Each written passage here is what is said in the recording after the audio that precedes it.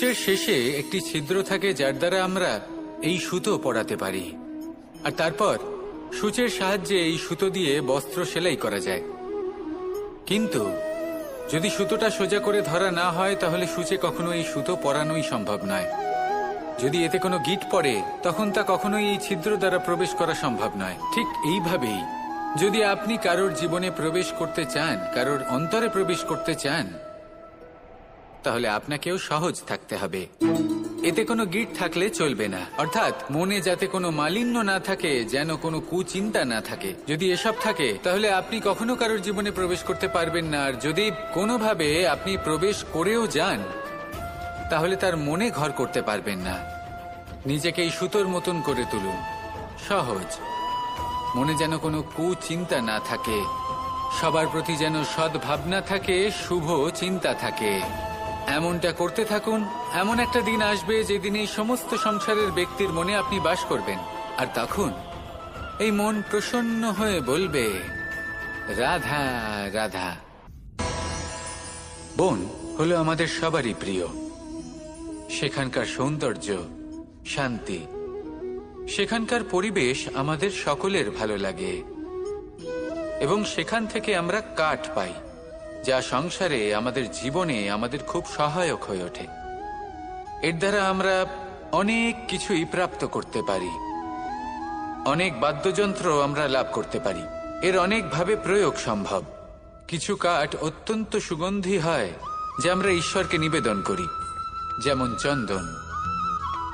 এবার ভাবুন, একজন অসাবধানী ব্যক্তি, তার হাত থেকে ছোট্ট একটা আগুনের ফুলকি যদি সেখানে পড়ে তাহলে তা সমগ্র বনকে ভস্ম করে দিতে পারে।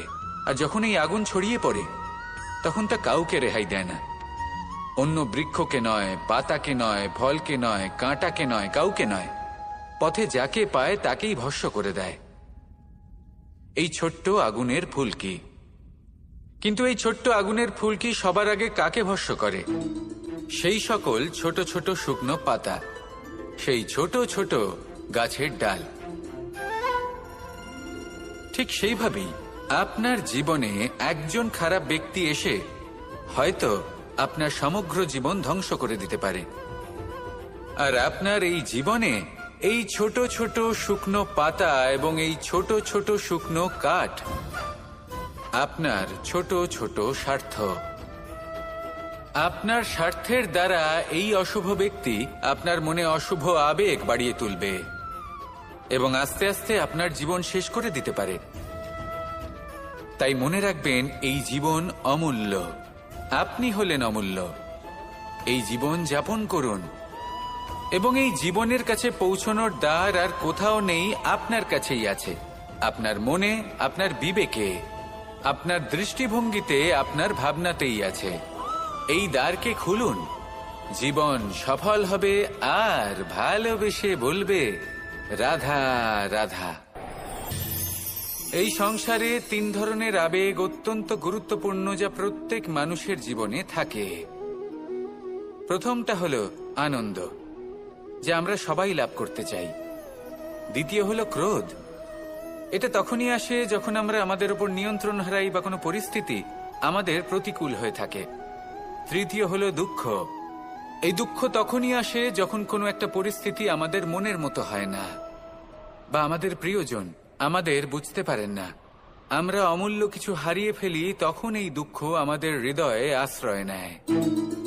এই 3 আবেগ হলো এমন যে আমাদের জীবনে আসতে এবং যেতে থাকবে। কিন্তু এই 3টি আবেগের বিষয়ে কোন কথাটা মনে রাখতে হবে সেটা শুনুন। যখনই আপনি আনন্দে থাকবেন, প্রতিশ্রুতি দেবেন না, কারণ যখন মানুষ আনন্দে থাকেন তখন তিনি নিজের বিবেক বোধ হারিয়ে ফেলেন। দ্বিতীয়ত, যখনই আপনি ক্রুদ্ধ হবেন, উত্তর দেবেন না, কারণ ক্রোধের বশে যে উত্তরই দেবেন সেটা শুভ হবে না। তৃতীয়ত, যখনই আপনি দুঃখী থাকবেন, কোনো সিদ্ধান্ত নেবেন না, তখন নিজের মনের ওপর, নিজের কর্মের ওপর, নিজের উপর নিয়ন্ত্রণ রাখতে চেষ্টা করুন। যদি এই 3টি আবেগের ক্ষেত্রে এই জিনিসগুলো মনে রাখেন তাহলে জীবনে কখনো আক্ষেপ করবেন না। আসুন আমার সাথে ভালোবেসে বলুন, রাধা রাধা। আমাদের মধ্যে বেশিরভাগ মানুষ কোনো না কোনো মহাশক্তির উপস্থিতিকে বিশ্বাস করেন। আমরা মনে করি যে এ হলো সেই মহাশক্তি যার প্রভাব, যার কৃপা চিরকাল আমাদের উপর বজায় থাকে। আমাদের কর্মের ওপর, কর্মফলের ওপর চিরকাল তার দৃষ্টি থাকে। আমাদের মধ্যে কেউ একে ঈশ্বর মনে করেন, কেউ বা প্রকৃতি মনে করেন, বা কেউ কোনো গৃহপালিত পশুর মধ্যে মহাশক্তির দর্শন লাভ করেন, বা কেউ কোনো বস্তুর মধ্যে। প্রত্যেকের নিজস্ব বিশ্বাস আছে, কিন্তু সেই শক্তির থেকে আশীর্বাদ লাভের জন্য বা কোনো ইচ্ছে পূরণের জন্য আমরা কখনো না কখনো মন্দিরে যাই। এই মন্দির শব্দের সূত্রপাত কিভাবে, আগে সেটা বুঝে নেওয়া যাক। মন্দির এই শব্দের আরম্ভ হল মনের দ্বারা, কিন্তু বেশিরভাগ মানুষ যখনই মন্দিরে যান কোনো ইচ্ছে পূরণের জন্য বা ইচ্ছে পূরণ হওয়ার পরে ধন্যবাদ দেওয়ার জন্য, তখন তিনি শুধুমাত্র শারীরিকভাবে সেখানে উপস্থিত থাকেন। তার মন তো সাংসারিক কাজের মধ্যেই ঘোরাফেরা করতে থাকে, তাই না? তাহলে বলুন, এর অর্থ কি? যদি আপনি মন্দিরে নিজের মনকেই না নিয়ে যান, তাহলে তার কি লাভ হবে? মন্দিরে গিয়ে নিজের মনকে ঈশ্বরের চরণে পূর্ণরূপে সমর্পণ করুন। নিজের মন থেকে ঈশ্বরের আরাধনা করুন, আর এই মন থেকেই বলুন রাধা রাধা। মানুষ শুধুমাত্র দুই ধরনের ব্যক্তির সামনেই নত হন। একজন হলেন তিনি যাকে তিনি সম্মান করেন, আর আরেকজন যাকে তিনি ভয় পান। এবার কোনো ব্যক্তি যদি আপনার সামনে নত হন, তাহলে তার পেছনের কারণ কি? আপনার প্রতি সম্মান নাকি আপনার প্রতি ভয়? সেটা আপনাকেই বুঝতে হবে। যদি আপনি এমন মনে করেন যে তাতে কি যায় আসে, ভয় হোক বা সম্মান, কেউ আমার সামনে নত তো হচ্ছেন, যদি এটা আপনার চিন্তা ভাবনা হয়, তাহলে আপনাকে মনে করিয়ে দিই, এই সময় বদলাতে বেশি সময় লাগে না। আজ যে ব্যক্তি আপনাকে দেখে ভয় পাচ্ছে, কাল এই ভয়ের সমাপ্তিও ঘটতে পারে। আবার এমনও হতে পারে যে তার কাছে অত্যাধিক শক্তি চলে এলো। অনেক কিছুই হতে পারে। তাই মনে রাখবেন, যে মাথা ভয়ের কারণে নত হয় তা সময় এলে সবার আগে বিরোধিতা করতে পারে, আর যে মাথা সম্মানের কারণে নত হয় আপনার জন্য নিজের শিরচ্ছেদও সে করতে পারে।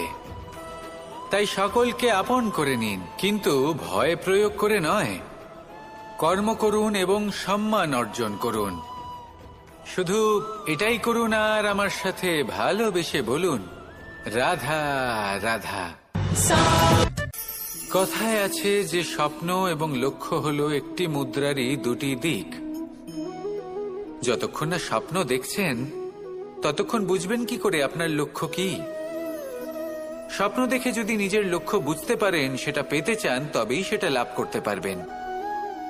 কিন্তু স্বপ্ন এবং লক্ষ্য এই দুইয়ের মধ্যে একটা ভারসাম্য রয়েছে, যেটা বজায় রাখা প্রয়োজনীয়। একে আমরা বলে থাকি পরিশ্রম। দেখুন, যদি আপনি স্বপ্ন দেখতে চান, তাহলে পরিশ্রম ত্যাগ করে নিদ্রা লাভ প্রয়োজন। কিন্তু যদি আপনি লক্ষ্য লাভ করতে চান, তাহলে আপনাকে নিদ্রা ত্যাগ করে পরিশ্রম করতে হবে। তাই আলস্য ত্যাগ করুন এবং সিদ্ধান্ত নিন যে আপনি কি চান। আপনার জীবনের এই তুলাদণ্ডে স্বপ্নের পাল্লা ভারী হওয়া প্রয়োজন নাকি লক্ষ্যের? আমার মতে এই দুইয়ের মধ্যে যদি ভারসাম্য বজায় রাখেন, তবে পথ নিজে থেকেই সামনে আসবে। শুধু সেই পথে অগ্রসর হতে থাকুন এবং আমার সাথে ভালোবেসে বলুন রাধা রাধা। বস্ত্র আমাদের সকলের প্রিয়। এটা আমাদের জীবনযাপনের জন্য প্রয়োজনীয়। আমরা সবসময় চেষ্টা করি সেই বস্ত্র পরতে যা পরলে আমাদের দেখতে ভালো লাগে। কিন্তু কখনো এই কথা ভেবে দেখেছেন যে কিছু বস্ত্র যদি স্বচ্ছ হয়, তাহলে তা পুরনো হলেও দেখতে ভালো লাগে? ঠিক তেমনি যেমন কোনো খাবার যদি মশলাদার না হয়, অত্যন্ত সুস্বাদু নাও হয়, কিন্তু যদি তা গরম হয়, টাটকা হয়, তাহলে খেতে ভালোই লাগে। ঠিক সেইভাবেই যদি কোনো ব্যক্তি সুন্দর নাও হয়, কিন্তু তার কথা খুবই মধুর হয়, তাহলে সেই ব্যক্তি সকলের প্রিয় হয়। কোনো ব্যক্তি যদি ধনবান নাও হন, কিন্তু তিনি যদি গুণী হন, তাহলে এই সংসারে সম্মান লাভ করেন। সেই জন্য কখনো এই বিষয়ে দুঃখ পাবেন না যে আপনার কাছে ভৌতিক স্বাচ্ছন্দ্য নেই। আপনার কাছে সব থেকে বড় বস্তু, সব থেকে মূল্যবান বস্তু যেটা আছে সেটা হলো আপনার আত্মা, আপনার মন, আপনার বিচারধারা, আপনার গুণ, আপনার কথা। এগুলো সবসময় শুভ রাখুন এবং সবসময় নিজের সাথে রাখুন। এই জীবন সফল হবে এবং প্রেমময় হয়ে বলে উঠবে, রাধা রাধা। আমাদের জীবনে আমরা যখনই এমন কোনো মানুষের সাথে পরিচিত হই যে বয়সে, পদে এবং আর্থিক দিক থেকে আমাদের থেকে পিছিয়ে, তখন আমরা সবাই খুব হীন নজরে তাদের দিকে দেখি। মনেই করি না যে সেই ব্যক্তির নিজস্ব একটা অস্তিত্ব রয়েছে, তার নিজেরও একটা মাহাত্ম্য রয়েছে। আমাদের মনেই হয় না যে আমাদের সামনে দাঁড়িয়ে থাকার যোগ্যতা আছে তাদের। চলুন আপনাকে একটা প্রশ্ন করি, শূন্যের নিজস্ব মূল্য কোথায়? আপনি বলবেন কিছুই না। শূন্যের আবার নিজস্ব মূল্য কোথায়? কিন্তু যখন এই শূন্যই কোনো সংখ্যার সাথে এসে যুক্ত হয়ে যায়, কোনো অঙ্কের সাথে এসে যুক্ত হয়ে যায়, তখন তার মূল্য অনেক গুণ বৃদ্ধি পায়। অর্থাৎ এই শূন্যের মূল্য অবশ্যই আছে। আর আমাদের জীবনেও এমন কিছু ব্যক্তি থাকেন, তাদের দেখে মনে হয় যে এদের কোনো মূল্যই নেই। কিন্তু যখন এই ব্যক্তি কারোর সাথে এসে জুড়ে যান, তখন তার মূল্য সেই ব্যক্তির বৃদ্ধি ঘটায়। এই সংসারে এমন কোনো ব্যক্তি নেই যার কোনো মূল্য নেই।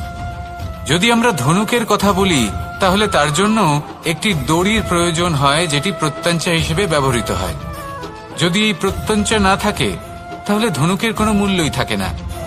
যদি প্রত্যঞ্চা না থাকে, তাহলে ধনুকের অস্তিত্ব অসম্পূর্ণ থেকে যায়। এই সংসারে যে কোনো ব্যক্তি হোক বা যে কোনো বস্তু হোক, প্রত্যেকের নিজস্ব একটি মূল্য আছে। তার সম্মান করুন, সামনে অগ্রসর হন, আর আমার সাথে ভালোবেসে বলুন, রাধা রাধা। সুখ, দুঃখ এবং শক্তি, এই তিন হলো এই সংসারের ত্রিদেবের মতো। আমাদের জীবনে যা কিছু ঘটছে এই তিনটির ভিত্তির উপরেই হচ্ছে। আসলে এই সংসারের একটা নিয়ম আছে, যখনই আপনি কিছু লাভ করেন, এই সংসার আপনার পরীক্ষা নেয়। এটা জানার জন্য আপনার পরীক্ষা নেয় যে আপনি যা কিছুই লাভ করেছেন, আপনি কি আদৌ সেটার যোগ্য কিনা। ঠিক সেইভাবেই এই সুখ, দুঃখ এবং শক্তি আপনার পরীক্ষা নিয়ে থাকে। যখন সুখ আসে, তখন সে আপনার পরীক্ষা নেয় যে আপনার মধ্যে অহংবোধ জাগ্রত হয়নি তো। যদি অহংবোধ চলে আসে, তাহলে সুখ সেখানেই সঙ্গ ত্যাগ করে। দুঃখ আপনার ধৈর্যের পরীক্ষা নিতে থাকে, আর যদি আপনার মধ্যে ধৈর্য না থাকে, তাহলে এটা আপনাকে আরো বেশি দুঃখের গভীর অন্ধকারে ঠেলে দেবে। সেখানে শক্তি পরীক্ষা নেয় আপনার বিনম্রতার। যদি আপনি বিনম্র না হন, তাহলে হয় এই শক্তি আপনার সঙ্গ ত্যাগ করবে, নয় এই শক্তি বিনম্রতার অভাবে আপনার পতনের কারণ হতে পারে। এই সংসারে যে কোনো ব্যক্তি যিনি এই পরীক্ষায় উত্তীর্ণ হয়ে থাকেন, এই জীবনে তিনি সাফল্য লাভ করেন। আসুন আমার সাথে ভালোবেসে বলুন, রাধা রাধা। মানুষের জীবনে উন্নতি লাভ করার জন্য তিনটি স্তম্ভের প্রয়োজন হয়। প্রথম স্তম্ভ শিক্ষা। এই শিক্ষা আমাদের জ্ঞান প্রদান করে। দ্বিতীয় স্তম্ভ ব্যবসা, যার দ্বারা আমরা ধন উপার্জন করি। তৃতীয় স্তম্ভ হলো আমাদের ঈশ্বর, আমাদের ইষ্ট। এনার সাথে যদি আমরা জুড়ে থাকতে পারি, তাহলে এমন একটা মানসিক বল আপনি লাভ করবেন যেটা এই সংসারে আর কোথাও পাওয়া সম্ভব নয়। কিন্তু মানুষ অনেক সময় জীবনে এই তিনটি স্তম্ভ লাভ করা সত্ত্বেও সামনে অগ্রসর হতে পারেন না। তখনও জীবনে কঠিন পরিস্থিতি আসতেই থাকে। এমনটা ঠিক কেন হয়? কারণ সে জীবনে এই তিনটি স্তম্ভ লাভ করে নেয়, জীবনে প্রয়োগও করে, কিন্তু তার ভিতের কথা সে ভুলেই যায়। যেমন প্রথম স্তম্ভ অর্থাৎ শিক্ষা। এই শিক্ষার আধার হলো শুভ চেতনা। যদি অন্তরে শুভ চেতনা না থাকে, তাহলে এই শিক্ষার কোনো গুরুত্ব থাকে না। দ্বিতীয় স্তম্ভ ব্যবসা। পরিশ্রম করে উপার্জন করতে হবে এই কথাটা আমরা সবাই জানি এবং সবাই চেষ্টাও করি, কিন্তু ব্যবসা করতে করতে আমরা এটা ভুলে যাই আমাদের ব্যবহার কেমন হয়ে পড়েছে। এই ব্যবহার যদি শুভ হয় তাহলে আমাদের উপার্জন আস্তে আস্তে একটা স্থির জায়গায় এসে পৌঁছবে। এবং তৃতীয় স্তম্ভ আমাদের ভগবান। যদি ওনার স্মরণে আপনি যেতে চান তাহলে তার পূর্বে নিজের মা বাবাকে সেবা করুন, তাদের যত্ন করুন, তাদেরকে ভালোবাসুন, কারণ ওনারাই হলেন এই সংসারে আপনার সবথেকে বড় ইষ্ট। তাহলে 3 স্তম্ভের সাথে সাথে তাদের আধারকেও নিজের জীবনে প্রাধান্য দিন। কোনো সমস্যা আসবে না, জীবনে একের পর এক উন্নতি করবেন এবং এই মন প্রসন্ন হয়ে বলবে রাধা রাধা। মানুষের এই সংসারে জীবনযাপন করার জন্য কিছু জিনিসের প্রয়োজন পড়ে। এমন কিছু আবেগ, এমন কিছু বস্তু আছে যেগুলো তার প্রয়োজন হয়, কিন্তু সব থেকে বেশি যে জিনিসটা তার প্রয়োজন হয় সেটা হলো সম্মানের। আমাদের ভালো লাগে যখন কেউ আমাদের সম্মান করে, আমরা কাউকে সম্মান করলে তারও সেটা ভালো লাগে। কিন্তু আপনি দেখবেন যে সংসারে বেশিরভাগ মানুষ 2টি মাপদণ্ডের ভিত্তিতে সম্মান করেন, হয় বয়স দেখে করেন বা উপার্জন দেখে, অর্থাৎ সেই ব্যক্তি কতটা উপার্জন করেন। এবার ভেবে দেখুন, এটা আবশ্যক নয় কারোর বয়স যদি বেশি হয় তার বুদ্ধিও ততটাই বেশি হবে। আবশ্যক এটাও নয় যে কোনো ব্যক্তি যদি অত্যন্ত ধনী হন বা তার মনও নির্মল হবে বা তিনি সৎকর্ম করবেন বা এমন কোনো কর্ম করবেন যাতে উনি সম্মান লাভ করতে পারেন। হতে পারে উনি ধনী কিন্তু দুশ্চরিত্র। সেই জন্য বয়স বা উপার্জন দেখে কোনো ব্যক্তিকে সম্মান করবেন না, কর্ম দেখুন। যদি গভীরভাবে ভেবে দেখেন তাহলে দেখবেন যদি কোনো মানুষ কোনো সৎকর্ম করেন তাহলে তার প্রতি হৃদয় থেকে সম্মান জাগ্রত হয়। এটাই হলো সেই সম্মান যা অর্জন করতে হবে। বয়স আজ আছে, কাল আরো বৃদ্ধি পাবে। উপার্জন আজ আছে, কাল সেটা কমে যেতেও পারে। কিন্তু যদি আপনি নিরন্তর শুভকর্ম করতে থাকেন তাহলে আপনি মৃত্যুর পরেও অমর হয়ে থাকবেন। আসুন আমার সাথে ভালোবেসে বলুন রাধা রাধা। ভয়ের সাথে আমরা সবাই পরিচিত, কষ্টও আমরা সবাই পেয়েছি। কখনো কখনো আমরা অসুস্থ হয়ে পড়ি, আর এমন সময় হলে মাতার মমতা, কখনো বাবার স্নেহ, কখনো বন্ধুদের পাশে থাকার অনুভূতি আমাদের রোগ নিরাময়ে সাহায্য করে। কখনো যদি আমরা নিরাশ হয়ে পড়ি, তখন যদি আমাদের কোনো আপনজন আমাদের 2টো ভালো কথা বলে তখন আমাদের মনোবল বেড়ে যায়। ঠিক তেমন সংসারের এই রঙ্গমঞ্চে যদি আপনি পীড়িত অনুভব করেন, কিছু শুভ কথা আলোচনা করুন, কিছু স্তুতি গান করুন, কিছু মুহূর্তের জন্য হলেও নিজের ইষ্টদেবের কথা স্মরণ করুন আর প্রার্থনা করুন। সাহস বাড়বে, শক্তিও বৃদ্ধি পাবে এবং সামনে এগিয়ে চলার পথও দেখতে পাবেন।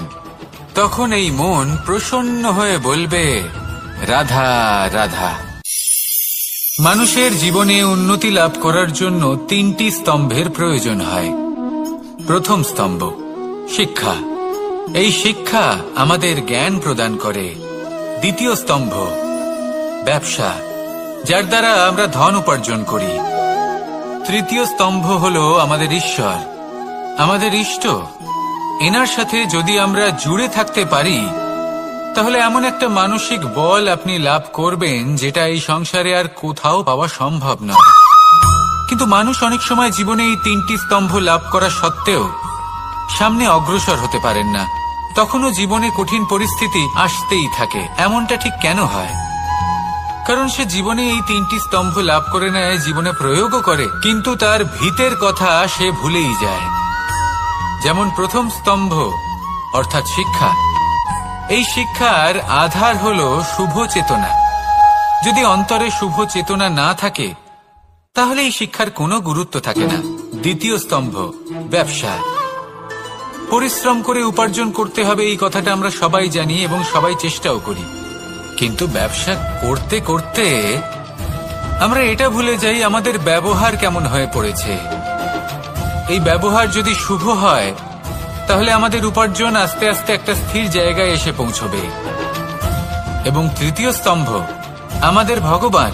যদি ওনার শরণে আপনি যেতে চান তাহলে তার পূর্বে নিজের মা বাবাকে সেবা করুন, তাদের যত্ন করুন, তাদেরকে ভালোবাসুন, কারণ ওনারাই হলেন এই সংসারে আপনার সবথেকে বড় ইষ্ট। তাহলে 3 স্তম্ভের সাথে সাথে তাদের আধারকেও নিজের জীবনে প্রাধান্য দিন। কোনো সমস্যা আসবে না, জীবনে একের পর এক উন্নতি করবেন এবং এই মন প্রসন্ন হয়ে বলবে রাধা রাধা। সুখ, দুঃখ এবং শক্তি, এই 3 হলো এই সংসারের ত্রিদেবের মতো। আমাদের জীবনে যা কিছু ঘটছে এই 3টির ভিত্তির উপরেই হচ্ছে। আসলে এই সংসারের একটা নিয়ম আছে, যখনই আপনি কিছু লাভ করেন এই সংসার আপনার পরীক্ষা নেয়। এটা জানার জন্য আপনার পরীক্ষা নেয় যে আপনি যা কিছুই লাভ করেছেন আপনি কি আদৌ সেটার যোগ্য কিনা। ঠিক সেইভাবেই এই সুখ, দুঃখ এবং শক্তি আপনার পরীক্ষা নিয়ে থাকে। যখন সুখ আসে তখন সে আপনার পরীক্ষা নেয় যে আপনার মধ্যে অহংবোধ জাগ্রত হয়নি তো। যদি অহংবোধ চলে আসে তাহলে সুখ সেখানেই সঙ্গ ত্যাগ করে। দুঃখ আপনার ধৈর্যের পরীক্ষা নিতে থাকে, আর যদি আপনার মধ্যে ধৈর্য না থাকে তাহলে এটা আপনাকে আরো বেশি দুঃখের গভীর অন্ধকারে ঠেলে দেবে। সেখানে শক্তি পরীক্ষা নেয় আপনার বিনম্রতার। যদি আপনি বিনম্র না হন তাহলে হয় এই শক্তি আপনার সঙ্গ ত্যাগ করবে, নয় এই শক্তি বিনম্রতার অভাবে আপনার পতনের কারণ হতে পারে। এই সংসারে যে কোনো ব্যক্তি যিনি এই পরীক্ষায় উত্তীর্ণ হয়ে থাকেন এই জীবনে তিনি সাফল্য লাভ করেন। আসুন আমার সাথে ভালোবেসে বলুন রাধা রাধা। ভয়ের সাথে আমরা সবাই পরিচিত, কষ্ট আমরা সবাই পেয়েছি। কখনো কখনো আমরা অসুস্থ হয়ে পড়ি, আর এমন সময় হলে মাতার মমতা, কখনো বাবার স্নেহ, কখনো বন্ধুদের পাশে থাকার অনুভূতি আমাদের রোগ নিরাময়ে সাহায্য করে। কখনো যদি আমরা নিরাশ হয়ে পড়ি, তখন যদি আমাদের কোনো আপনজন আমাদের দুটো ভালো কথা বলে তখন আমাদের মনোবল বেড়ে যায়। ঠিক তেমন সংসারের এই রঙ্গমঞ্চে যদি আপনি পীড়িত অনুভব করেন, কিছু শুভ কথা আলোচনা করুন, কিছু স্তুতি গান করুন, কিছু মুহূর্তের জন্য হলেও নিজের ইষ্টদেবের কথা স্মরণ করুন আর প্রার্থনা করুন। সাহস বাড়বে, শক্তিও বৃদ্ধি পাবে এবং সামনে এগিয়ে চলার পথও দেখতে পাবেন। তখন এই মন প্রসন্ন হয়ে বলবে রাধা রাধা। এই সংসারে কখনো কোনো ব্যক্তিকে তার বাইরের পোশাক দেখে বিচার করার চেষ্টা করবেন না, এটা খুব বড় ভুল করবেন। যেমন আমরা জীবনে অনেক সময় এমন করি, ধরুন কোথাও একটা গাছ দেখলাম, খুব বিশাল আকারের একটা গাছ যেটা মাটির থেকে অনেক উঁচুতে পৌঁছে গেছে, যার বিশাল শাখা আছে। সেগুলো দেখে আমরা ভাবি যে এই গাছে হয়তো কত সুস্বাদু ফল আছে, আমরা সেই গাছের পরিচর্যা করতে থাকি। আবার অন্যদিকে হলো একটি তৃণ যেটা মাটি থেকে কিছুটা উঁচুতে পৌঁছেছে, কিন্তু সেই তৃণর নিচে, মাটির নিচে অত্যন্ত সুস্বাদু ফল বা সবজি জন্ম নেয়, যা আমাদের স্বাস্থ্যের পক্ষে অত্যন্ত উপকারী। সেই জন্য কখনো আবরণ দেখে কাউকে বিচার করতে চেষ্টা করবেন না। তার বদলে এটা বোঝার চেষ্টা করুন যে আপনার সামনে যে ব্যক্তি আছে বা বস্তু আছে তার বিশেষত্ব কি। যদি এই বিশেষত্ব বোঝার ক্ষমতা আপনি অর্জন করেন, যদি এই শিল্প আপনি নিজের ভেতরে জাগ্রত করেন, তাহলে এই সংসারে বিশেষত্ব কি সেটা আপনি জানতে পারবেন। আর এই সমস্ত খেলা দৃষ্টি থেকে নয়, দৃষ্টিভঙ্গি থেকে জন্ম নেয়। দৃষ্টিভঙ্গি সবসময় শুভ রাখুন আর আমার সাথে ভালোবেসে বলুন রাধা রাধা। যখন আমরা কোনো বনে প্রবেশ করি তখন এই সবুজ ঘাস দেখে, এই কোমল ঘাস দেখে আমাদের মন প্রফুল্ল হয়ে ওঠে। ভিন্ন ভিন্ন প্রজাতির ফুল, ভিন্ন ভিন্ন রঙের ফুল দেখে এই মন আনন্দে ভরে ওঠে এখানে শিশুরা আনন্দ লাভ করে, বড়রা ভোজন গ্রহণ করেন, কথাবার্তা বলেন, হাঁটাহাঁটি করে বেড়ান। এবার ভেবে দেখুন, যখন এই উপবনের নির্মাণ হয়েছিল সেই সময় যদি এই মাটিকে সঠিকভাবে খনন না করা হতো, যদি তাতে সঠিকভাবে বীজ রোপণ না করা হতো, যদি কোনো সংঘর্ষ না হতো, পরিশ্রম না করা হতো, যদি চলতে চলতে পায়ে কাঁটা না বিঁধে যেত, তাহলে এই সুন্দর বন দেখে আমরা কি এই আনন্দ লাভ করতে পারতাম? কখনোই নয়। ধরুন কোনো নদীর তটে সুন্দর একটি বন আছে, সেই বনের আনন্দ লাভ করতে গেলে আপনাকে সেই নদী পার করতেই হবে। যদি সুখের নদীর কাছে পৌঁছতে চান, তাহলে তটে যে কাঁটা রয়েছে সেগুলোর সাথে সংঘর্ষ করতেই হবে। এই সংসারে যদি আপনি সুখ লাভ করতে চান, তাহলে সুখ লাভের এই যাত্রা শুরু করতে হবে সংঘর্ষ দ্বারা। তাহলে সংঘর্ষকে স্বাগত জানান, এর পেছনেই সুখ রয়েছে যা আপনার জন্য অপেক্ষা করছে। এবার হাসুন আর আমার সাথে ভালোবেসে বলুন, রাধা রাধা।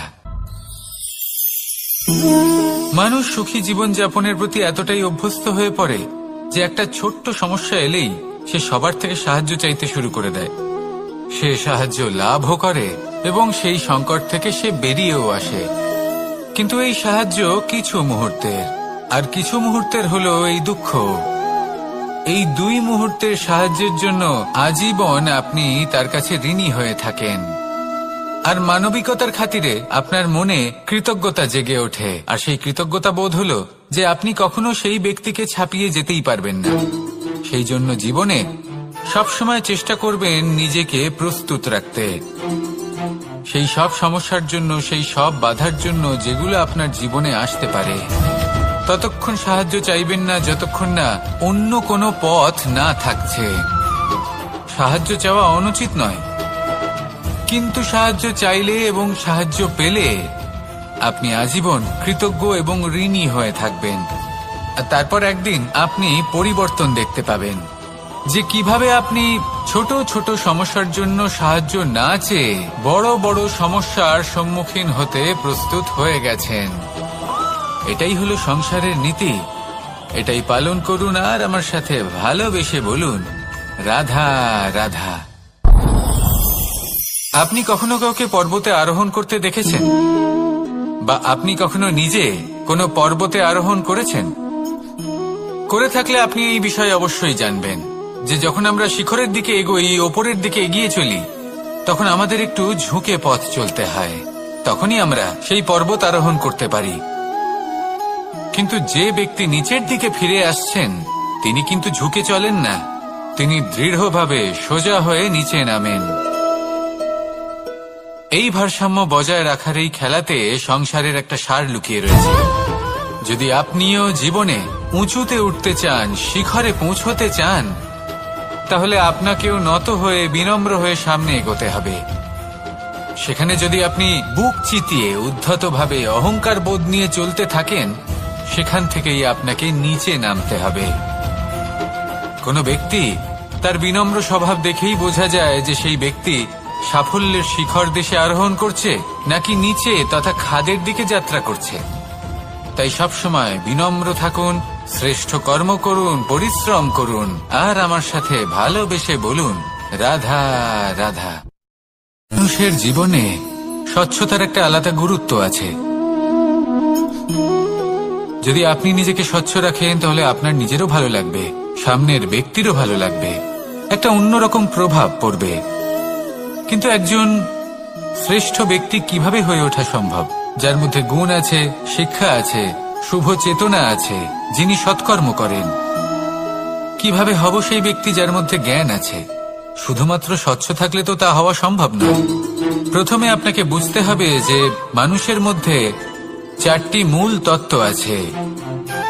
প্রথম হলো তার শরীর, যার দ্বারা উনি যে কোনো কর্ম করে থাকেন। দ্বিতীয় তত্ত্ব হলো তার মন, যার দ্বারা কোনো কর্ম করার জন্য সে নিজেকে প্রেরণা দিতে থাকে। তৃতীয় তত্ত্ব হলো বুদ্ধি, যে কর্ম আমরা করতে চাই, যে লক্ষ্যে আমরা পৌঁছতে চাই, সেটা আমরা কিভাবে কোন পথে করব সেটা স্থির করা যায় বুদ্ধি দিয়ে। আর চতুর্থ তত্ত্ব হলো আত্মা। আত্মা হলো এমন এক তত্ত্ব যার কোনো সমাপ্তি নেই। আত্মা হলো অজয়, কিন্তু এরও শুদ্ধিকরণের প্রয়োজন হয়। এই চারটি তত্ত্বের শুদ্ধিকরণ করতে থাকুন, এতে নির্মল রাখুন, শুদ্ধ রাখুন। এবং এটা কিভাবে হবে? শুভ চেতনা দ্বারা, জ্ঞানের দ্বারা, এবং সব থেকে বেশি গুরুত্বপূর্ণ প্রেমের দ্বারা।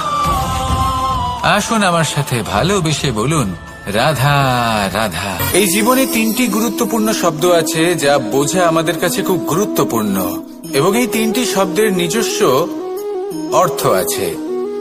প্রথম হলো সঙ্গবদ্ধতা, অর্থাৎ একসাথে মিলে কাজ করতে হবে, একসাথে মিলে পরিশ্রম করতে হবে, সামনে এগোতে হবে। এরকম করতে পারলে আপনার শক্তি বৃদ্ধি পাবে, আপনার ক্ষমতা বৃদ্ধি পাবে, আপনি এগোতে পারবেন এবং অনেক দূরে যেতে পারবেন। দ্বিতীয় হলো আত্মবিশ্বাস। হেরে যাওয়া বস্তুও আবার জিতে নিতে পারবেন।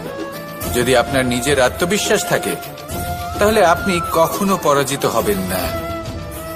এবং তৃতীয় হলো অহংকার। জয়লাভ করার পরেও কিন্তু এটা আপনাকে পরাজিত করতে পারে। সেজন্য জীবনে সঙ্গবদ্ধ হন, আত্মবিশ্বাস রাখুন, কিন্তু কখনোই অহংকার করবেন না। এই অহংকার আপনার থেকে সবকিছু কেড়ে নিতে পারে। এই অহংকারের জন্যই মথুরাপতি কংস নিজের পতনের দিকে অগ্রসর হয়েছিলেন।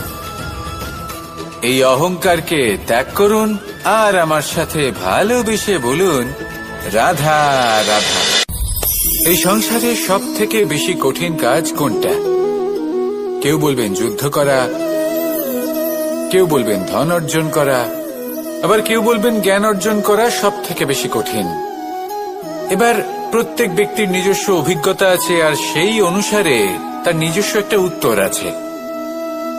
সাধারণভাবে দেখতে গেলে এই সংসারে সব থেকে কঠিন হলো তপস্যা করা, অর্থাৎ সব কিছু ত্যাগ করে তপস্যায় নিজেকে বিলীন করে দেওয়া।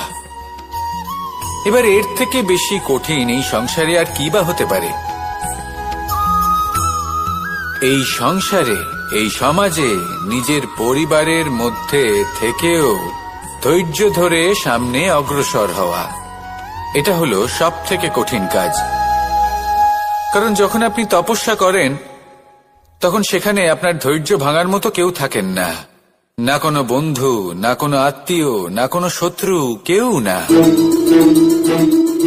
কিন্তু যখন আপনি এই সমাজে, এই পরিবারে থাকেন, কোনো না কোনো ব্যক্তি এসে আপনার ধৈর্যের বাঁধ ভেঙে দেওয়ার ক্ষমতা রাখেন। তারা আপনার ধৈর্যের বাঁধ ভেঙে দেয়, আর কখনো কখনো তারা অনিচ্ছাকৃতভাবেই সেটা করে থাকেন। কারণ তাদের মানসিকতা আপনার থেকে আলাদা, তাদের কর্ম আপনার থেকে আলাদা, তাদের দৃষ্টিভঙ্গি আপনার থেকে আলাদা, জীবন যাপন আপনার থেকে আলাদা। সেক্ষেত্রে আপনি ধৈর্যচ্যুত হন, প্রসন্নতা আপনার থেকে ছিনিয়ে নেওয়া হয়। সেই জন্য এই সংসারে, এই পরিবারের থেকেও ধৈর্য ধরে সামনে অগ্রসর হওয়া কোনো পর্বতের শিখরে গিয়ে তপস্যা করার থেকেও অনেক বেশি কঠিন। আর যে ব্যক্তি এই সমাজেই, এই পরিবারে, সেই সকল মানুষের মধ্যে থেকে গিয়েও ধৈর্য ধরে অগ্রসর হতে থাকেন, যারা এই কাজটা শিখে নিতে পারেন, তারাই কিন্তু জীবনে আনন্দ লাভ করতে পারেন। এই ধৈর্যই শেষে আপনার জীবনে প্রসন্নতা বহন করে আনবে। তাই ধৈর্য ধরে জীবনের পথে অগ্রসর হন আর আমার সাথে ভালোবেসে বলুন, রাধা রাধা। আমরা যখনই কোনো গাছের চারা রোপণ করি তখন সবার আগে পরীক্ষা করে দেখি যে যেখানে আমরা চারা রোপণ করতে চলেছি সেখানকার মাটি আদৌ উর্বর কিনা, সেই মাটি সেই চারাকে বাড়তে সাহায্য করবে কিনা। যখন একটা চারা রোপণের আগে আমরা এত কিছু ভাবতে পারি, তাহলে কাউকে বিশ্বাস করার আগে আমরা কেন ভাবি না? জীবনে কখনো এই বিশ্বাসরূপী চারা কোথাও রোপণ করার আগে বোঝার চেষ্টা করুন যে যার ওপর আপনি বিশ্বাস করতে চলেছেন সে কি আদৌ আপনার বিশ্বাসের যোগ্য কি না। ভেবে দেখুন সেই ব্যক্তি ভবিষ্যতে গিয়ে আপনার বিশ্বাস ভাঙতে পারে কিনা।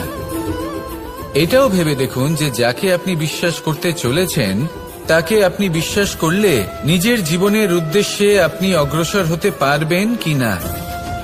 আর তার জন্য প্রয়োজন সঠিক সিদ্ধান্ত, পরখ করা, কোনটা উচিত কোনটা অনুচিত সেটা বোঝা।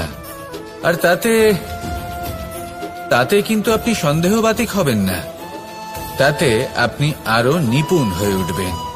তাই যদি আপনি নিপুণ হয়ে উঠতে চান তাহলে বোঝার চেষ্টা করুন, পরখ করে দেখুন, কোনটা উচিত কোনটা অনুচিত বুঝুন। আর বিশ্বাস তখনই করুন যখন আপনি 100% নিশ্চিত হবেন যে সে বিশ্বাসের যোগ্য। আসুন আমার সাথে ভালোবেসে বলুন, রাধা রাধা।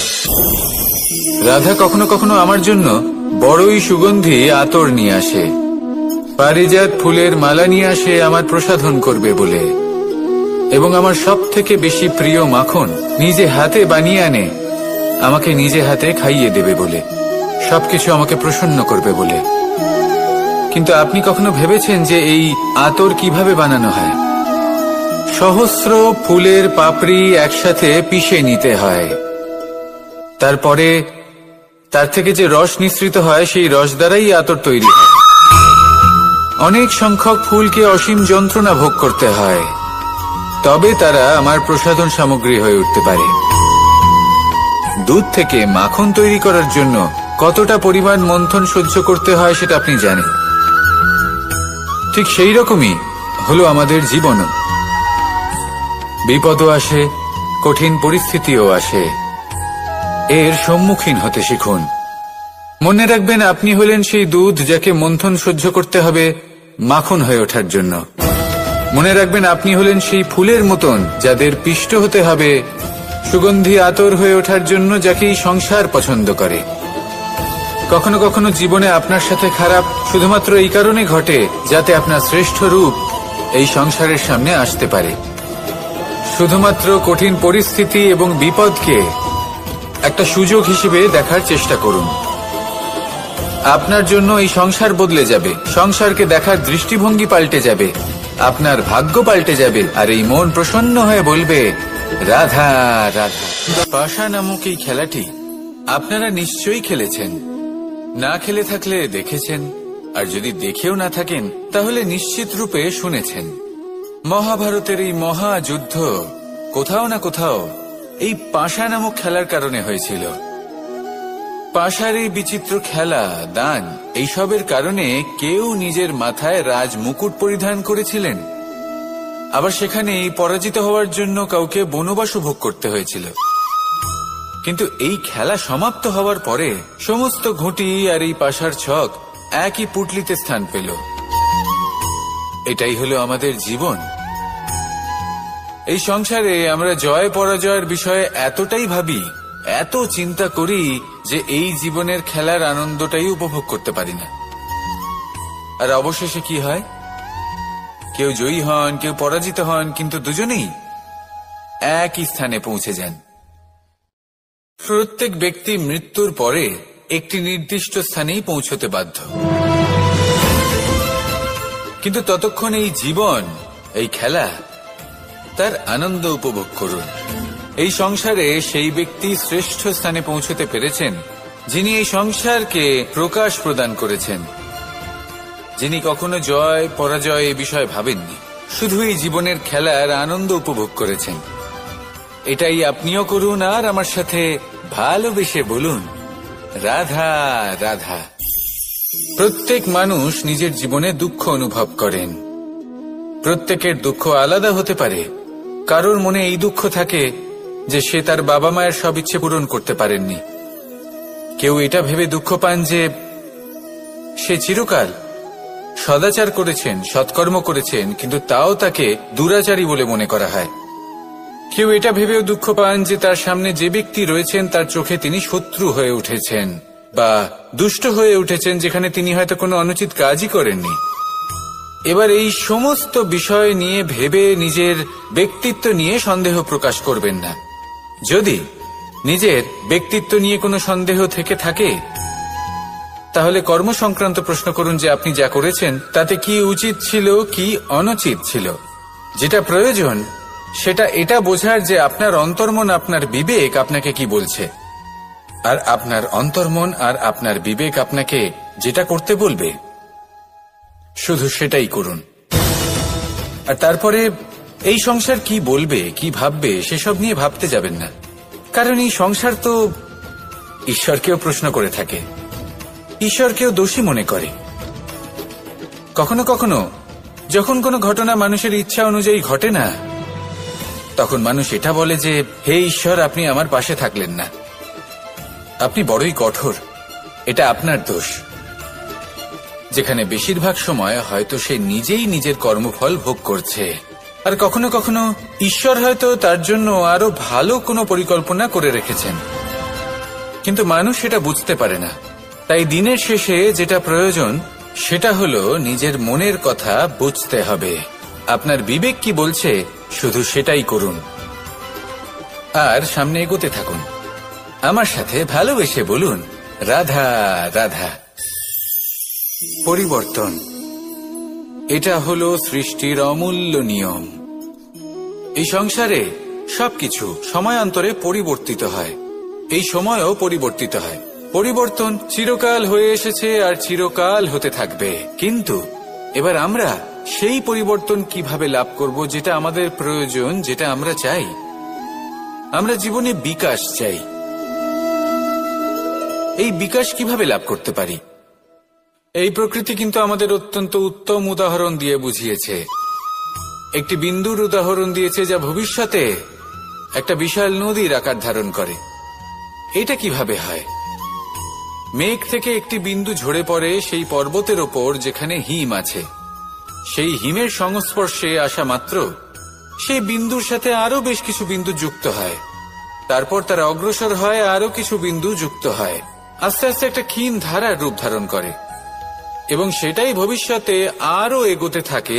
অনেকটা যাওয়ার পর যখন অনেক সংখ্যক বিন্দু একসাথে যুক্ত হয়, তখন সেটা বিশাল নদীর আকার ধারণ করে। এবার আমরা মানুষ বলে আমাদের সাথে এই নিয়মের অন্যথা হয় তা নয়। আমরাও এই প্রকৃতির অংশ, আমাদের ক্ষেত্রেও একই নিয়ম প্রযোজ্য। যখন পরিশ্রম করে অনেক সংখ্যক বিন্দু আমরা একত্রিত করব, তখনই পরিবর্তনের নদী প্রবাহিত হবে। প্রয়োজন হল নিরন্তর পরিশ্রম করা এবং ধৈর্য ধরা। এটা করতে থাকুন, জীবনে সবকিছু লাভ করতে পারবেন। কারণ প্রকৃতি আমাদের এটাই শিখিয়েছে, আর আমরা এই ব্রহ্মরই একটি অংশ, যার দ্বারা এই ব্রহ্মাণ্ড নির্মিত। আসুন আমার সাথে ভালোবেসে বলুন, রাধা রাধা। কখনো এই প্রকৃতির দিকে তাকিয়ে থাকবেন। এই প্রকৃতি অনেক ধরনের শিক্ষা দেয়।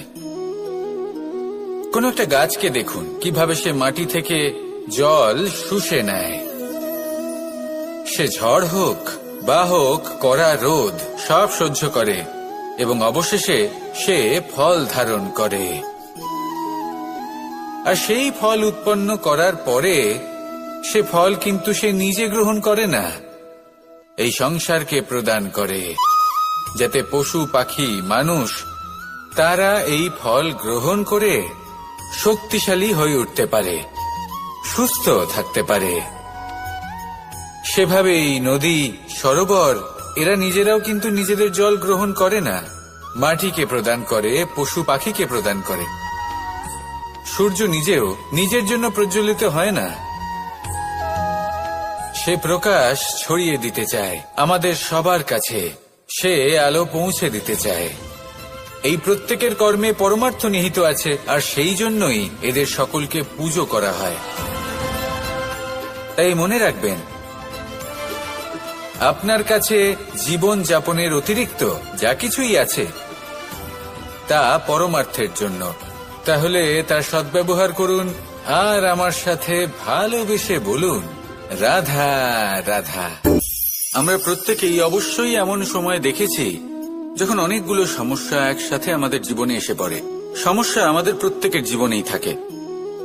আমরা তার সমাধান খুঁজতে চেষ্টা করি, কখনো সমাধান খুঁজে পাই, আবার কখনো যতই চেষ্টা করি না কেন কোনো সমাধান খুঁজেই পাই না। আর যখন এটা হয় তখন মানুষ অত্যন্ত বিচলিত হয়ে পড়েন। নিজের আত্মীয় স্বজন, নিজের বন্ধু বা সংসার, এদের ওপরে এই দোষ চাপিয়ে দেন যে এদের জন্যই এই সমস্যা এসেছে। এবার যদি আমি আপনাকে কোনো পরামর্শ দিই তাহলে এটাই বলবো যে দৃষ্টিভঙ্গি পাল্টে দেখুন। এই দৃষ্টিভঙ্গি দিয়ে দেখুন যে এই সংসারে যে সমস্যায় আসুক না কেন তার জন্য কেউ দোষী নয়, না আপনি না অন্য কেউ। এই পুরো খেলাটাই আপনার মানসিকতা, আপনার দৃষ্টিভঙ্গি, আপনার মনের। কিভাবে বোঝাচ্ছি, যখন আমাদের মন শক্ত থাকে তখন কঠিন থেকে কঠিনতর পরিস্থিতিও আমাদের জীবনে খুব বেশি হলে প্রতিস্পর্ধা হয়ে থেকে যায়। সেখানে যদি আমাদের মন দুর্বল থাকে তখন অল্প কঠিন পরিস্থিতিও আমাদের কাছে খুব বড় সমস্যা হয়ে যায়, তাই না? একটা শক্ত মন কঠিন পরিস্থিতিকে প্রতিস্পর্ধা হিসেবে দেখে আর তার মধ্যে ওটা সুযোগ খুঁজে নেয়। আমাদের শুধু এটাই করতে হবে। এই সংসারে অন্য কাউকে দোষী মনে করলে আপনার সমস্যা দূর হয়ে যাবে না। সেই জন্য এই সংসারকে দোষ দেওয়ার বদলে এই সমস্যার মূলে চলে যান, সেটাকে বুঝুন, নিজের এই মনকে শক্ত করে তুলুন। যদি আপনার মন শক্তিশালী হয় তাহলে এই সংসারে অনেক বড় বড় কঠিন থেকে কঠিনতর পরিস্থিতিও যদি আসে, আপনার জীবনে যতই বড় বড় সমস্যা আসুক না কেন আপনার লক্ষ্য লাভে বাধা দিতে পারবে না। আসুন আমার সাথে ভালোবেসে বলুন, রাধা রাধা।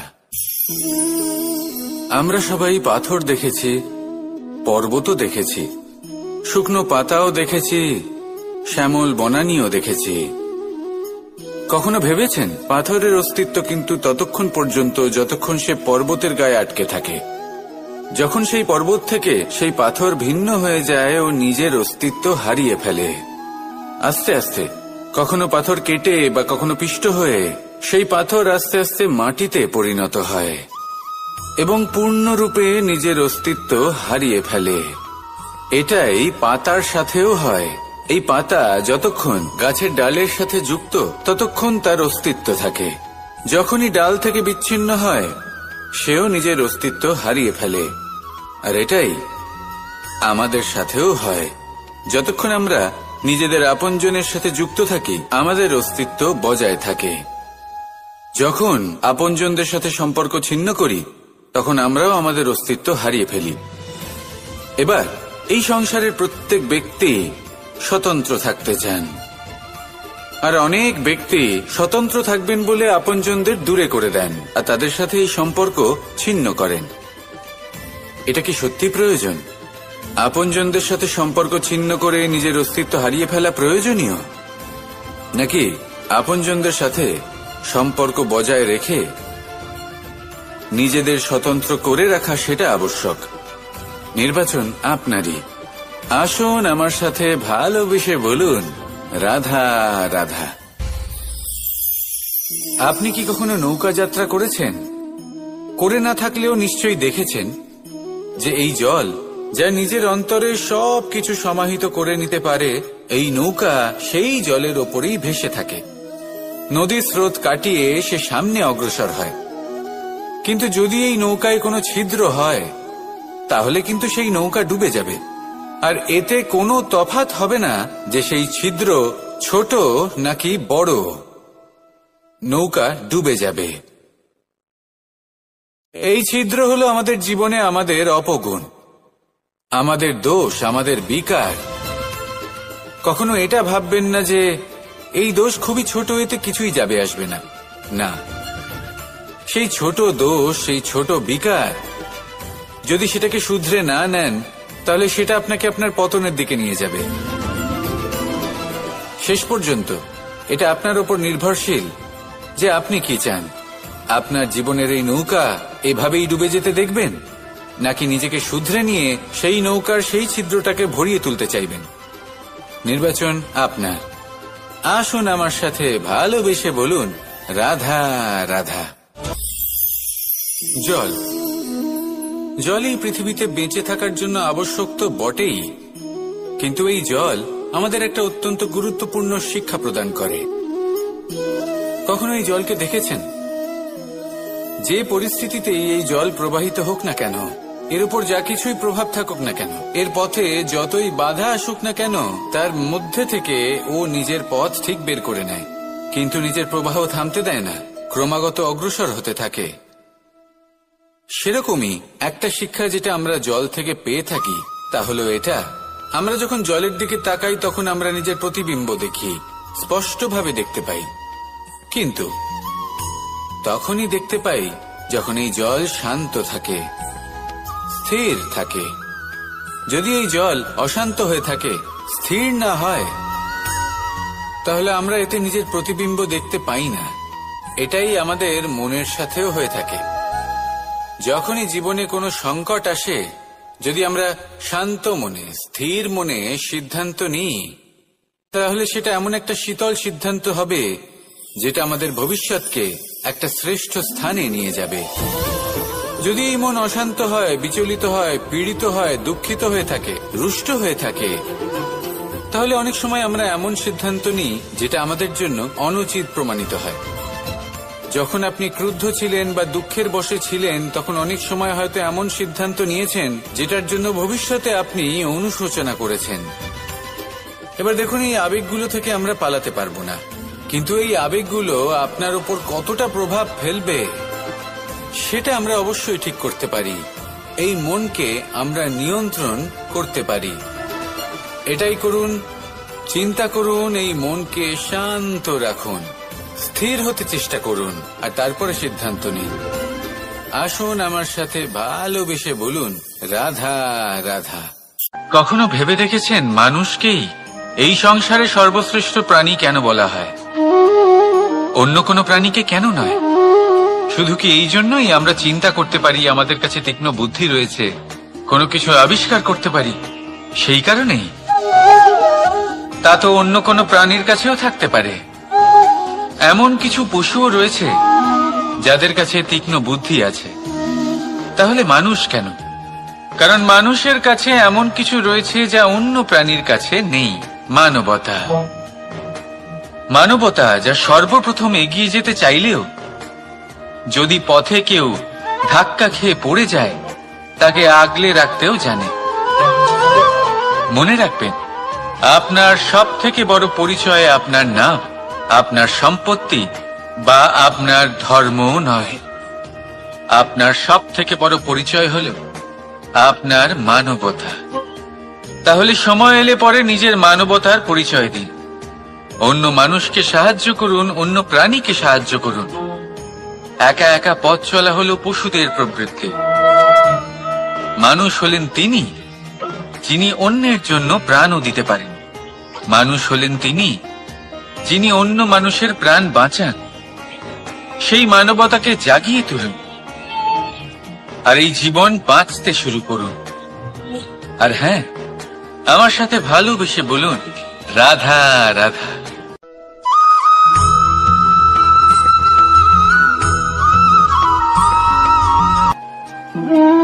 মানুষ জীবনে সবসময় সুখ পেতে চান, কিন্তু এই সুখ এটা আসলে কি? এই সুখের আসল রূপ কি? আমি বলি, সুখের আসলে দুটি রূপ হয়, বাহ্যিক সুখ, আত্মিক সুখ। আর এটা ঠিক তেমনই হয় যেরকম আমাদের শরীরের সাথে জড়িত ছায়া আর আমাদের শরীরের মধ্যে বসবাসকারী আত্মার। যদি ছায়ার কথা ভেবে দেখেন তাহলে বুঝতে পারবেন, আমাদের শোবার সময় ভোরবেলা এই ছায়া অনেক বড় হয়ে যায়। যখন এই সূর্য মাথার উপরে চলে আসে, তার তাপ বেড়ে যায়, তখন এই ছায়া ছোট হয়ে যায়। আর যেই অন্ধকার নেমে আসে, এই ছায়া আপনার সঙ্গ ত্যাগ করে। এরকমই হয় বাহ্যিক সুখ। আর এবার কথা বলি আমাদের শরীরের মধ্যে বসবাসকারী এই আত্মা। এই আত্মা কখনো আমাদের সঙ্গ ত্যাগ করে না, সব সময় আমাদের সাথে জড়িয়ে থাকে। এরকমই হয় আত্মিক সুখ, যা সব সময় আমাদের সাথে থাকে। আত্মিক সুখ কারোর সেবা করে, আত্মিক সুখ কাউকে সাহায্য করে, আত্মিক সুখ প্রেম বোধের, যা কখনো আমাদের সঙ্গ ত্যাগ করে না। সেখানে বাহ্যিক সুখ, যতক্ষণ আপনি সম্পন্ন কিছু মানুষ এবং সুবিধার সাথে আছে, এই বাহ্যিক সুখ আপনার সাথে থাকবে। সম্পন্নতা চলে গেলে, মানুষজন চলে গেলে, সুখ সুবিধা চলে গেলে বাহ্যিক সুখও চলে যায়। তাহলে এই আত্মিক সুখ খুঁজে নিন এবং সেই সুখের সাথেই বলুন, রাধা রাধা।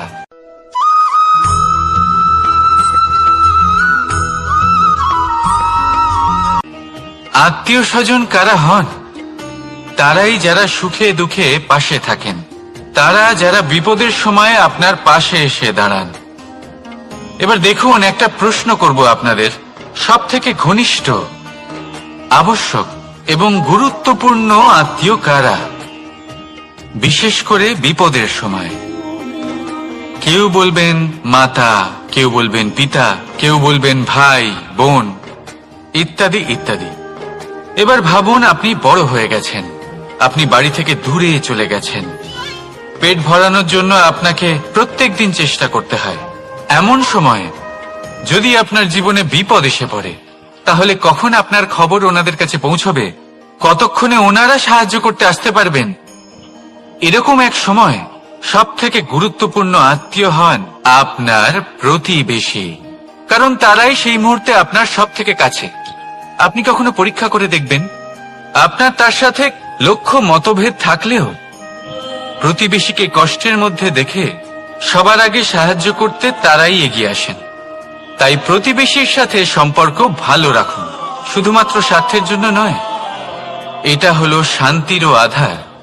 যদি এই সম্পর্ক ভালো থাকে, তাহলে না কথায় কথায় বিবাদ হবে, না মতান্তর। আর এই সুখী সম্পর্কের ছায়ায় মন প্রসন্ন হয়ে বলবে, রাধা রাধা।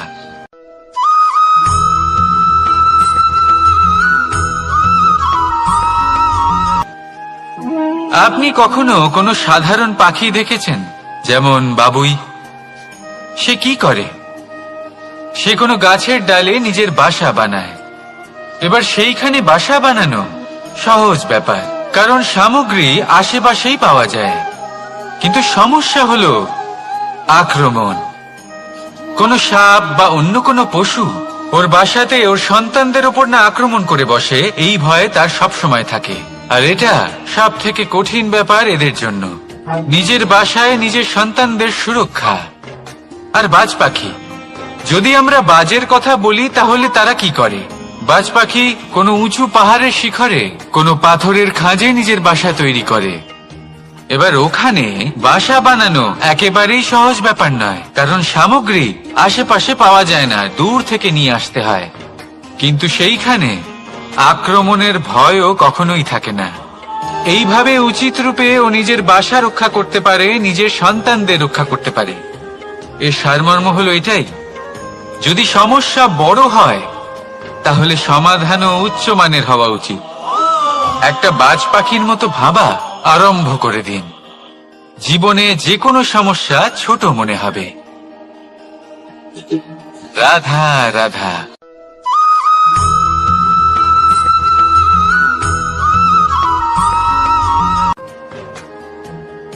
ভাগ করে নেওয়া বা বন্টন করা প্রত্যেক মানুষের জীবনে অবশ্যই হয়ে থাকে, আর অনেক সময় এটা জীবনে অতি আবশ্যক হয়ে পড়ে।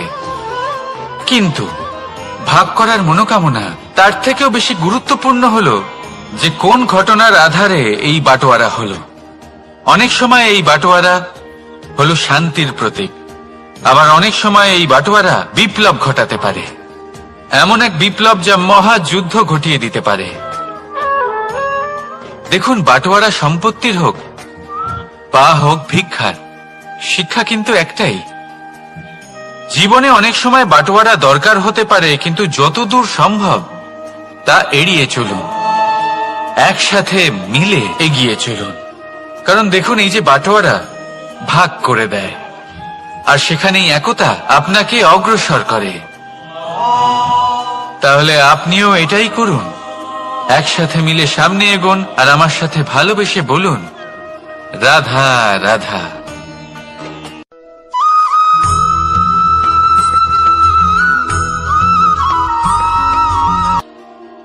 জীবনে এমন কিছু কাজ রয়েছে যা আপনাকে একাই করতে হয়, আর এমন কিছু কাজ রয়েছে যা আপনাকে একসাথে মিলে করতে হয়, একজোট হয়ে, সঙ্গবদ্ধ হয়ে। এবার সঙ্গবদ্ধ বলতে কি বোঝাতে চাইছি? আমি তাদের কথা বলছি না যারা বাস্তবিকভাবে একে অপরের সাথে কাজ করেন। আমি তাদের কথা বলছি যারা একে অপরের থেকে দূরে থেকেও একে অপরকে বিশ্বাস করেন। আমি আগেও বলেছিলাম, সমস্ত বিশ্বের আশা বিশ্বাসেই বসবাস করে, তাই না? তাই যেখানে সমস্ত বিশ্ব আছে, সমস্ত সংসার আছে, সেইখানেই বিশ্বাস রয়েছে। তাই আপনার আশেপাশে এমন দল সঙ্গবদ্ধ করুন যাদের আপনার উপর বিশ্বাস আছে আর যাদেরকে আপনি বিশ্বাস করতে পারেন। তাহলে আসুন আর আমার সাথে ভালোবেসে বলুন, রাধা রাধা।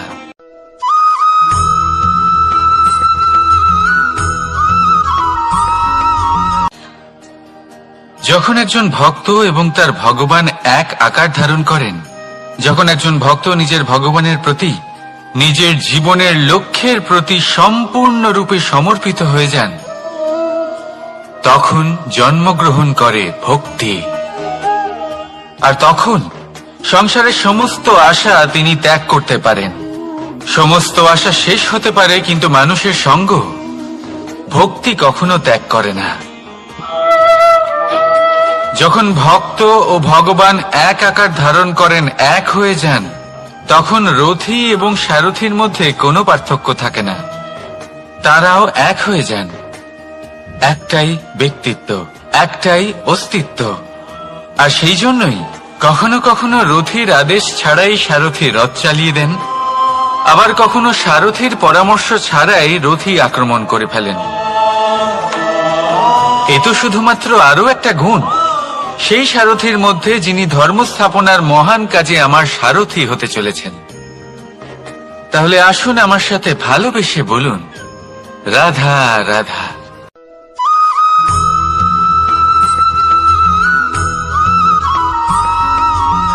আমরা যে মানুষকে চাই, যাকে আমরা ভালোবাসি, তাকে একটা উপহার অবশ্যই দিতে চাই। এমন এক উপহার যা ওনার ভালো লাগবে, যা শ্রেষ্ঠ হবে, অতি প্রিয় হবে, বহুমূল্য হবে, বা বলতে পারেন মূল্যবান হবে। তাই আমরা কি করি? আমরা বাজারে যাই, তার জন্য স্বর্ণ, আভূষণ, হিরে, মুক্ত এইসব নিয়ে আসি। কিন্তু এটাই কি সর্বশ্রেষ্ঠ উপহার? কখনোই না। সর্বশ্রেষ্ঠ উপহার হল স্বাধীনতা, তাকে নিজের মনের মতো বাঁচার স্বাধীনতা। যদি আপনি কাউকে স্বাধীনতা না দিতে পারেন, তাহলে সে কোথাও না কোথাও বন্দী হয়ে যায়, তার বিকাশ কোথাও না কোথাও আটকে যায়।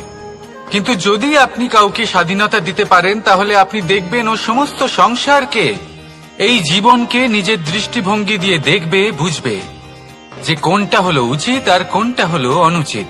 আর এটাই হলো সর্বশ্রেষ্ঠ। আর এবার যদি কাউকে স্বাধীনতার মাধ্যমে এত বড় একটা শক্তি দিতে পারেন, তাহলে আপনি আমাকে বলুন, এর থেকে বড় উপহার আর কি হতে পারে?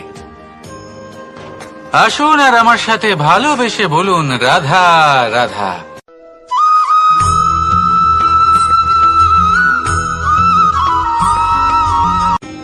কর্ম, ধর্ম, জ্ঞান, এই 3 স্তরে অনেক মানুষ পৌঁছতে পারেন।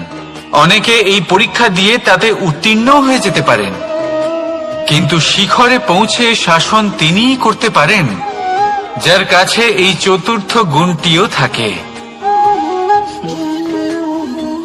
সমর্পণ। অত্যন্ত গুরুত্বপূর্ণ একটা গুণ এটা।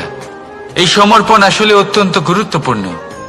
পূর্ণ সমর্পণ দরকার নিজের লক্ষ্যের প্রতি, সমর্পণ নিজের কর্তব্যের প্রতি, সমর্পণ নিজের আত্মার থেকে নির্গত স্বরের প্রতি, সমর্পণ নিজের রথীর প্রতি, অর্থাৎ আমার প্রতি। এবার এই পরীক্ষায় অত্যন্ত কঠিন এক বাঁক আসতে চলেছে, যেখানে সারথীকে সমর্পণের নিরিখে পরীক্ষা করা হবে। আর তাতে উত্তীর্ণ হওয়ার পরেই তার হাতে ধর্ম স্থাপনের রথের রাশ তুলে দেওয়া হবে। দেখা যাক কি হয়। ততক্ষণ আপনি প্রসন্ন থাকুন আর আমার সাথে ভালোবেসে বলুন, রাধা রাধা।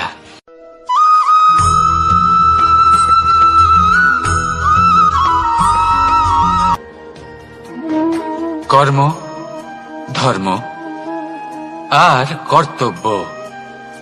এই তিনটি একে অপরের সাথে জড়িত, আর অনেক সময় এই তিনটি পালন করতে করতে আমাদের সেই ব্যক্তির সামনে গিয়ে দাঁড়াতে হয়, তার বিরুদ্ধেই যেতে হয়, যাকে আমরা সব থেকে বেশি ভালোবাসি।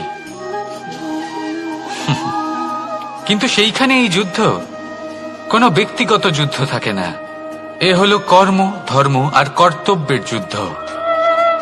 এটা সরল নয়, অত্যন্ত কঠিন হয় তার সম্মুখীন হওয়া যাকে আমরা সব থেকে বেশি সম্মান করি। কিন্তু আমাদের তো আমাদের ধর্মের পথে চলতেই হবে, কারণ আমরা কর্মবদ্ধ, কর্তব্যবদ্ধ, আর এটাই করা উচিত। শুধু এটুকু মনে রাখবেন, যদি আপনার উদ্দেশ্য শুভ হয়, আপনার ভাবনা শুভ হয়, আপনি যদি কর্ম, ধর্ম আর কর্তব্যের পথে অগ্রসর হন, তাহলে এই প্রক্রিয়াতে যদি আপনাকে আপনার আরাধ্যেরও সামনে দাঁড়াতে হয়, তাহলেও আপনার কোনো ক্ষতি হবে না। তাহলে আসুন আর আমার সাথে ভালোবেসে বলুন, রাধা রাধা।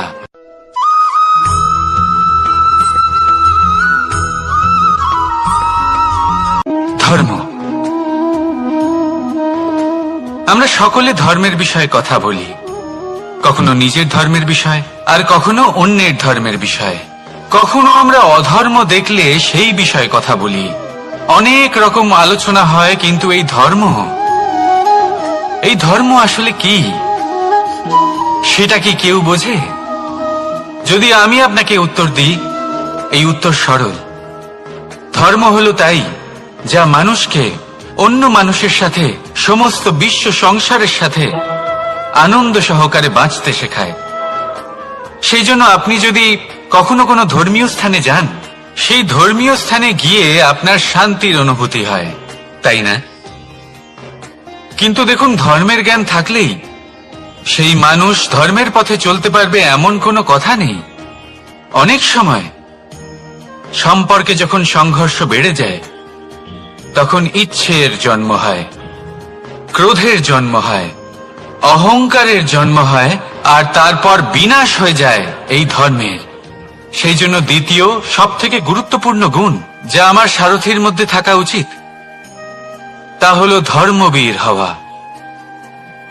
এবার দেখতে হবে সেটা এই যে কে হবে সেই ব্যক্তি যিনি এই স্বয়ম্বরে নিজের ধর্মে অটল থাকবেন। কারণ সেই ব্যক্তি এই সংসার থেকে সরে এসে ধর্মের পুনঃস্থাপনের এই মহাকার্যে আমার সারথি হতে পারবেন। তাহলে আসুন আমার সাথে ভালোবেসে বলুন, রাধা রাধা।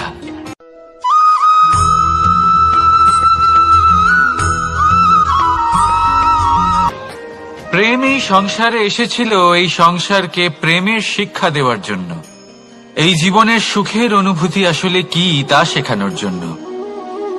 কিন্তু যদি সত্যি কথা বলি, তো আমি নিজেই প্রতিদিন প্রেমের নতুন নতুন স্বরূপ দেখতে পাই, প্রেমের একটা নতুন অনুভূতি প্রত্যেক নতুন দিনে। আর তার কারণ হলো এই প্রেম অনন্ত, এ হলো দৈব। প্রেম হলো এই সংসারের সব থেকে বড় ঢাল এবং সব থেকে বড় অস্ত্র। এই প্রেম ছাড়া না কোনো ন্যায় হয় আর না কোনো শাস্ত্র, না জীবন আছে আর না অন্ত। এবার যদি এই প্রেম মনের মধ্যে বাস করতে শুরু করে, তাহলে কখনো কোনো সমস্যাই হবে না, আর যদি হয়েও থাকে তাহলে তা স্থায়ী হবে না। এই প্রেম কি না করতে পারে? এই প্রেম সমস্ত সমস্যা মিটিয়ে ফেলতে পারে, আপনার মনের মধ্যে অহংকারকেও বিনাশ করে দিতে পারে, আপনাকে সাক্ষাৎ ঈশ্বরের সাথে দেখা করাতে পারে। তাই প্রেমের দ্বারা প্রয়াস করতে থাকুন, এই সংসারের প্রত্যেক মানুষকে, প্রত্যেক বস্তুকে, প্রত্যেক জীব জন্তুকে ভালোবাসবেন। আর এই প্রেমের দ্বারাই বলুন, রাধা রাধা।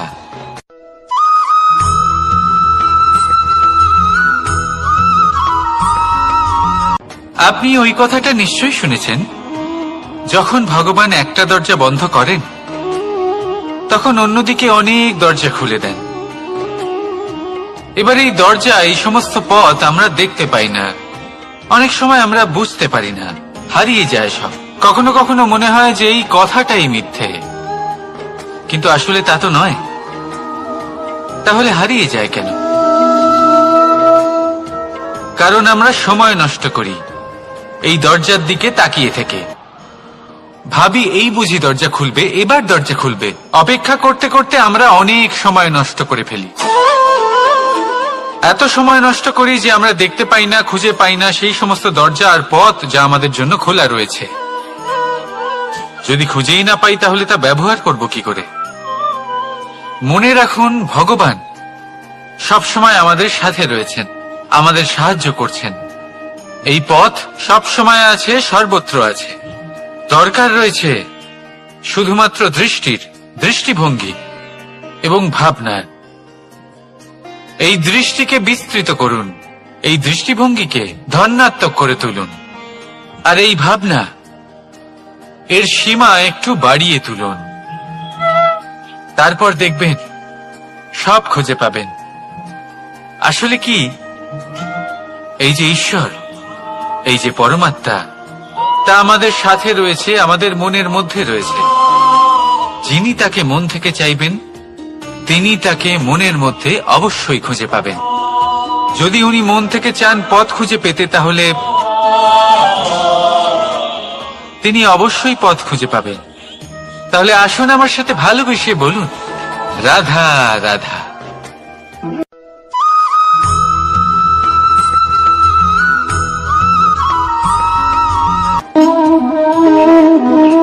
প্রশান্তি জড়িত নিদ্রা মানুষের জীবনের একটা অত্যন্ত গুরুত্বপূর্ণ সুখ এবং প্রয়োজনীয়তাও।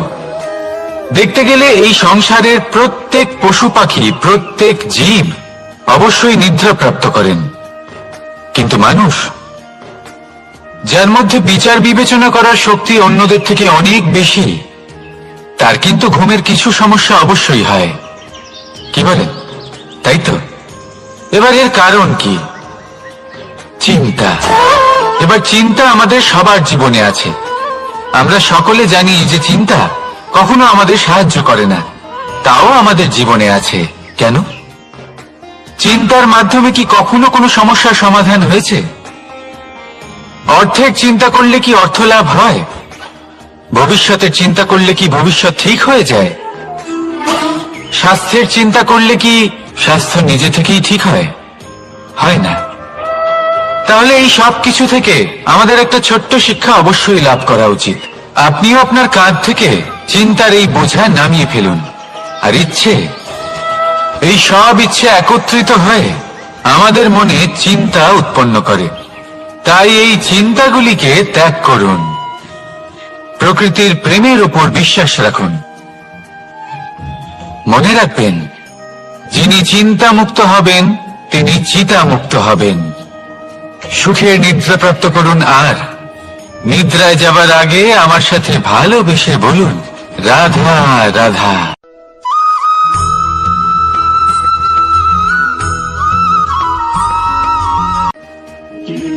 আমরা সবাই জীবনে সফল হতে চাই, তাই না?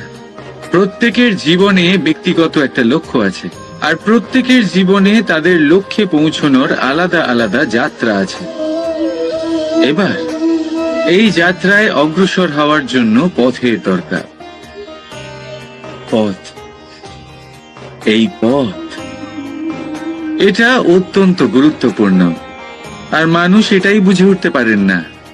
অধিকাংশ মানুষ তাদের গোটা জীবন কাটিয়ে দেন এই পথ খুঁজতে গিয়ে, আর অধিকাংশ মানুষ জীবন কাটিয়ে দেন তাদের এই পথ বদলাতে গিয়ে। কিন্তু এভাবে সাফল্য অর্জন করা যায় না। এবারে আপনারা জিজ্ঞেস করবেন, কি করে সাফল্য লাভ করবেন? এই সফলতা তিনি অর্জন করেন যে তার পথ নিজেই তৈরি করে। দেখুন, যত শক্তি আর যত সময় আপনি পথ খুঁজতে আর বদলাতে গিয়ে নষ্ট করবেন, তার থেকে কম সময় এবং শক্তির দ্বারা আপনি নিজের পথ নিজেই বানাতে পারবেন, নিজের লক্ষ্যে পৌঁছতে পারবেন। সেই জন্য বারবার আপনার পথ বদলাবেন না, খোঁজাখুঁজি করবেন না। নিজের এই যাত্রায় নিজের পথ নিজেই তৈরি করুন আর যত তাড়াতাড়ি সম্ভব নিজের লক্ষ্যে পৌঁছে যান। রাধা রাধা।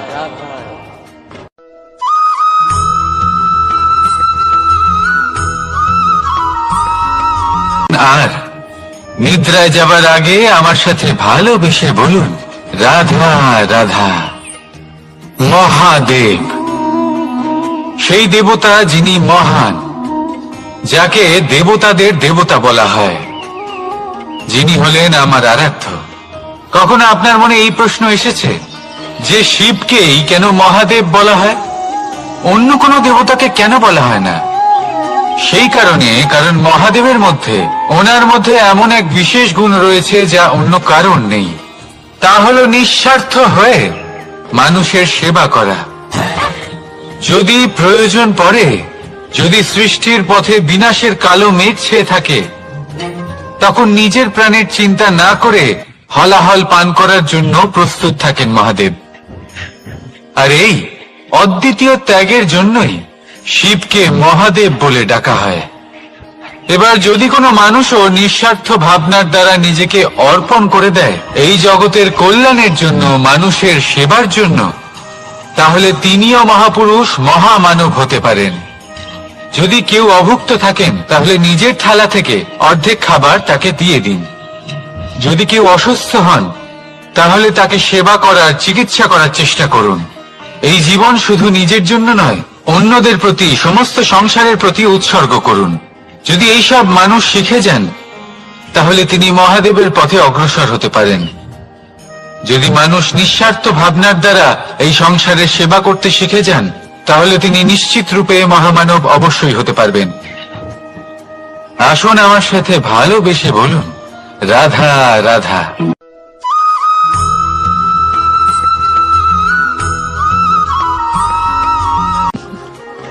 সময়, এই সময় না কোনো ব্যক্তি, না জীব, না বস্তু, তাও সময় জীবিত থাকে। এই সময়ে না জল, না অগ্নি, আর না বায়ু, কিন্তু তাও আমাদের জীবনের আধার এই সময়। দেখতে গেলে মানুষ এই সময়ের হাতের খেলনা। কখনো আমাদের সময় ভালো হয়, আবার কখনো খারাপ। কেউ সময় আসার প্রতীক্ষা করে, আবার কেউ সময় যাওয়ার প্রতীক্ষা করে, কিন্তু এই সময় কারোর হাতে ধরা দেয় না। এই সময় যা কেউ দেখতে পায় না, এটা সবাইকে সবকিছু দেখিয়ে যায়। দেখিয়ে যায় যে আপনকে আর পরকে, আমাদের শুভাকাঙ্ক্ষীকে আর ক্ষতিকে চায়, আমাদের মিত্রকে আর আমাদের শত্রুকে। এই সময় আপনাকে দেখায় যে আপনি কতটা শক্তিশালী, সেই সময় আপনাকে দেখিয়ে যাবে আপনি কতটা দুর্বল। এই সময় সব কিছু দেখিয়ে যায়। তাই এই সময় যা এতটা শক্তিশালী, তা আমরা নষ্ট কেন করি? ভেবে দেখুন। এবারে উঠুন আর এই সময়ের সম্পূর্ণ ব্যবহার করুন, এই সময়ের সদ্ব্যবহার করুন। কারণ এই সময়কে ব্যবহার করাটাই আপনার হাতে রয়েছে, আর কিচ্ছু না। আর এই সময় একবার বয়ে গেলে, তখন যাই করুন না কেন, কখনো ফেরত আসবে না। সময়ের সদ্ব্যবহার করুন আর সবার মধ্যে আনন্দ ছড়ান। আর আসুন আমার সাথে ভালোবেসে বলুন, রাধা রাধা।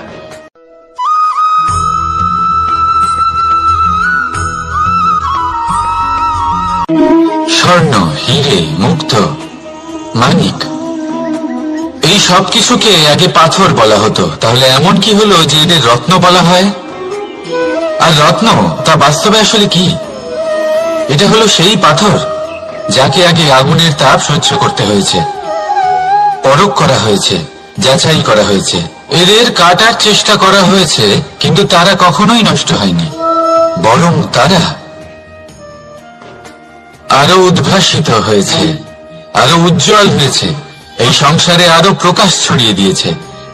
সেই জন্য এরা হলো এত অমূল্য, সেই জন্য এরা হলো বহুমূল্য, সেই জন্য এদের রত্ন বলা হয়। এবার মানুষের কাছেও এই নির্বাচনের অধিকার রয়েছে যে আমরা শুধু পাথর হয়ে থাকবো নাকি রত্ন হয়ে থাকবো? কিভাবে? আমাদের জীবনেও অনেক সমস্যা রয়েছে, বাধা আছে, বিপত্তি আছে। আমরা সেই বাধার তাপে উত্তপ্ত হই। এই সমস্যা আমাদের কাটার চেষ্টা করে। অনেক মানুষ বিভিন্ন পরিস্থিতি আমাদের ভাঙার চেষ্টা করে, কিন্তু আমাদের নষ্ট হলে চলবে না। যেভাবে এই রত্ন সমস্যার সম্মুখীন হয়ে পাথর থেকে রত্ন হয়েছে, সেইভাবেই আমাদেরও আমাদের সমস্যার সম্মুখীন হয়ে রত্ন হয়ে উঠতে হবে। এই সংসারে প্রকাশের স্রোত হয়ে উঠতে হবে। তাহলে এটাই করুন আর আমার সাথে ভালোবেসে বলুন, রাধা রাধা।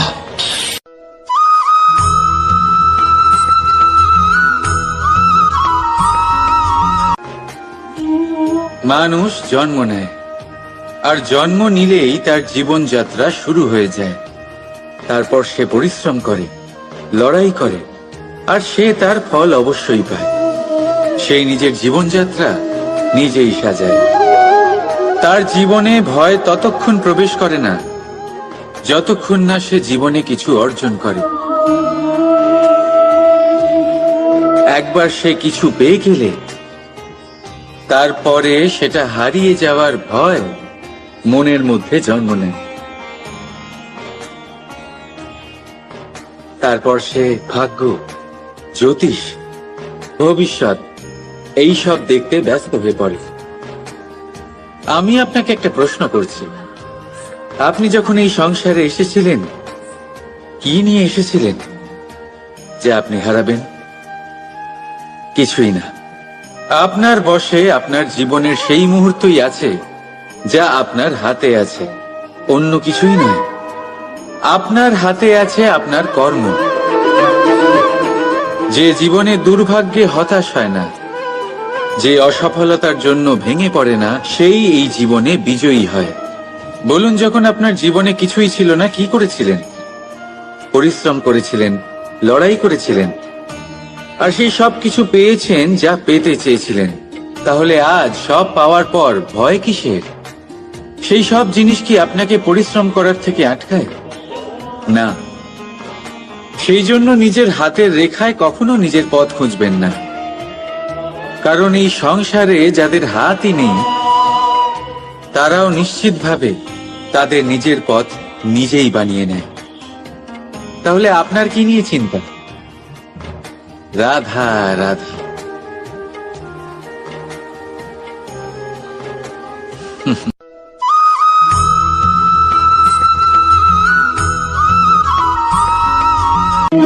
স্বর্ণ, হিরে, মুক্ত, মানিক, এই সব কিছুকে আগে পাথর বলা হতো। তাহলে এমন কি হলো যে এদের রত্ন বলা হয়?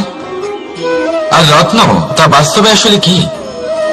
এটা হলো সেই পাথর যাকে আগে আগুনের তাপ সহ্য করতে হয়েছে, পরখ করা হয়েছে, যাচাই করা হয়েছে, এদের কাটার চেষ্টা করা হয়েছে, কিন্তু তারা কখনোই নষ্ট হয়নি, বরং তারা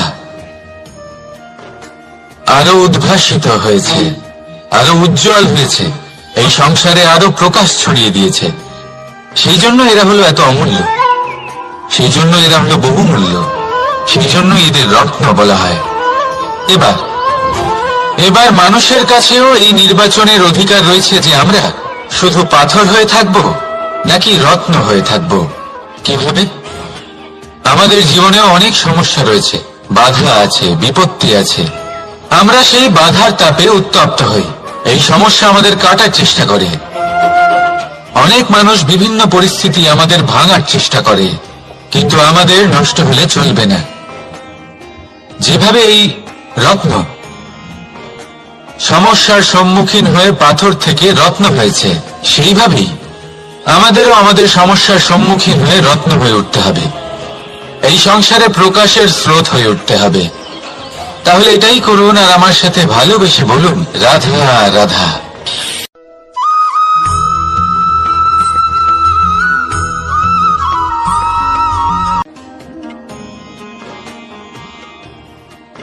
লোকে আমাকে সবসময় জিজ্ঞেস করে যে কানাই, এখন তুমি বড় হয়ে গেছো, এই বাচ্চাদের সাথে থেকে তুমি সবসময় দুষ্টুমি করো কেন? তুমি বড় হয়ে গেছো, বড়দের মতো থাকো। বেশিরভাগ লোকে এটা বুঝতে পারে না ভাবে উনি তো ভগবান, ভগবানের মতো গম্ভীর নয় কেন? এবারে আমি কি করে বোঝাবো সবাইকে যে আমার ভগবান হওয়ার পিছনে যে সবচেয়ে বড় রহস্য তা হলো এই বাচ্চারাই। আমার শক্তি কোথা থেকে আসে? সমস্ত সমস্যার সমাধান করার শক্তি এই বাচ্চাদের থেকেই তো আসে। জীবনে বাঁচার শক্তি, সংসারকে প্রেম শেখাবার শক্তি এই বাচ্চাদের থেকেই আসে।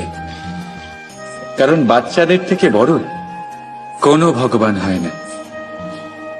এবারে দেখুন না, পুরাণ আর বেদের কোনো জ্ঞান নেই ওদের, কিন্তু খুব ভালোভাবেই জানে যে একজন উদাস ব্যক্তির মন কি করে ভোলানো যায়, কি করে তাকে আনন্দ দেওয়া যায়। আর এই এক বিশাল ব্যাপার। কোনো ন্যায়, কোনো নীতির জ্ঞান নেই ওদের, কোনো ভেদাভেদ করতে জানে না। কিন্তু এটা অবশ্যই জানে একজন একা অজানা ব্যক্তিকে নিজের দলের সদস্য কি করে বানাতে হয়, কি করে তাকে আপন করতে হয়। আর এক বড় ব্যাপার, এই বাচ্চাদের থেকে অনেক কিছু শেখার আছে।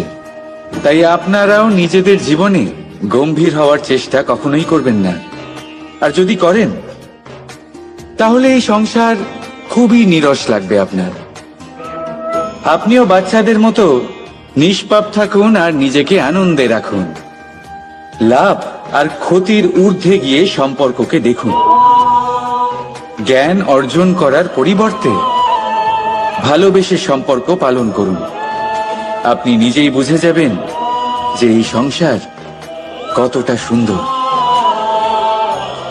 রাধা রাধা।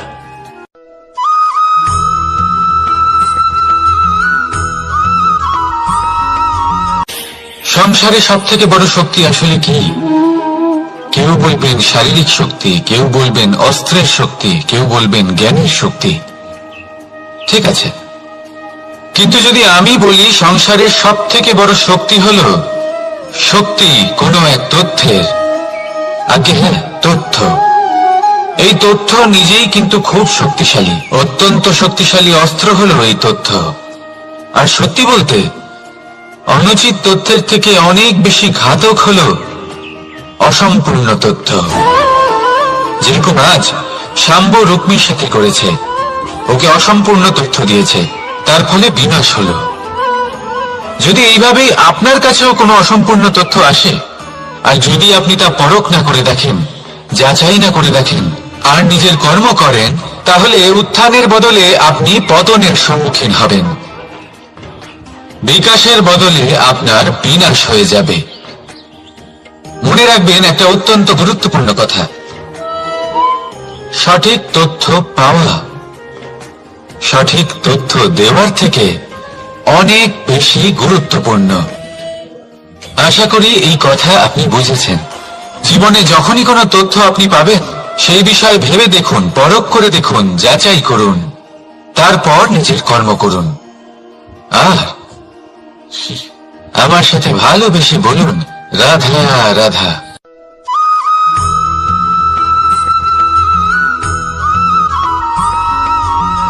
সময় বড়ই অদ্ভুত, এই সময়, তাই না? দেখতে গেলে এটা একটা অনুভূতি, একটা সংখ্যা, একটা বিষয়। এবারে দেখুন না, সূর্যোদয় সকলের একসাথেই হয়, তাই তো? কারোর আগে কারোর পরে এমন তো হয় না, সবার একসাথেই হয়। আবার সূর্যাস্ত সকলের একসাথেই হয়। এবারে ভাবুন, এই সময় প্রত্যেকের জন্য আলাদা আলাদা। কারোর জন্য এই সময় ভালো, আবার কারোর জন্য এই সময়ই খারাপ। এক্ষুনি এই মুহূর্তে কারোর মুখে সফলতার আলো রয়েছে, আবার কারোর মুখে অসফলতার নিরাশা। এটা কেন? কেন এই সময় কারোর জন্য শ্রেষ্ঠ, আবার কেন তা কাউকে নিরাশ করে? এটার উত্তর হলো আপনার চিন্তা, আপনার কর্ম। যেমন আপনার চিন্তাধারা, তেমন আপনার কর্ম, আর তেমনই হবে আপনার এই সময়। আপনি জীবনে সুখ তখনই পাবেন যখন আপনি কারোর মুখে আশার আলো এনে দেবেন। আপনি আনন্দ তখনই পাবেন যখন আপনি কাউকে খুশি করবেন। হ্যাঁ, এটা ঠিক যে কাউকে খুশি করা সব সময় আপনার হাতে নেই, কিন্তু আপনার হাতে এটা অবশ্যই আছে যে আপনি কাউকে দুঃখ না দেন, কাউকে নিরাশ না করেন। আর কোনো ব্যক্তিকে দুঃখ না দেওয়ার এই চেষ্টাও আপনার কর্মই বটে। আর এই শুভ কর্মের ফল আপনাকে প্রকৃতি অবশ্যই দেবে। তাই মনে রাখবেন, ভালো সময় তারই আসে যে কখনো কারোর খারাপ চায় না। রাধা রাধা।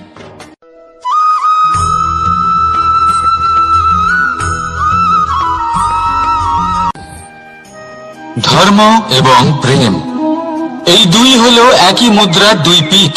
যদি এদের মধ্যে কোনোটা নষ্ট হয়ে যায় তাহলে দ্বিতীয়টাও থাকে না। কখনো ভেবেছেন এমন কেন হয়? তার জন্য আগে আপনাকে বুঝতে হবে যে ধর্ম আসলে কি। ধর্ম সেটাই যা এই সংসারের প্রত্যেক মানুষকে একে অপরের সাথে সুখ এবং শান্তিতে থাকতে প্রেরণা যোগায়। এই প্রেরণার আধার হলো প্রেম। প্রেম সেটাই যা আপনার মধ্যে অন্য কারোর প্রতি করুণাবোধ জাগিয়ে তোলে, সম্মান জাগিয়ে তোলে। এবার যদি প্রেম চলে যায় তাহলে সবার আগে বিনাশ হবে সম্মান আর করুণাবোধের। এবার যেখানে না প্রেম রয়েছে, না সম্মান রয়েছে, না করুণা রয়েছে, সেখানে ধর্ম কিভাবে বাস করবে? অশুভ ইচ্ছে জাগ্রত হয়ে ওঠে, ক্রোধ জাগ্রত হয়ে ওঠে, অহংকার জাগ্রত হয়ে ওঠে, আর তারপর আরম্ভ হয় অধর্মের। তাই যা যা ভাবনা আপনার অন্তরে প্রবেশ করছে করতে দিন, কিন্তু যাই হোক না কেন এই প্রেমকে নিজের থেকে দূরে যেতে দেবেন না। এই প্রেমকে চিরকাল নিজের কাছে রাখুন, নিজের হৃদয়। আর এই প্রেম ভাব নিয়ে বলুন, রাধা রাধা।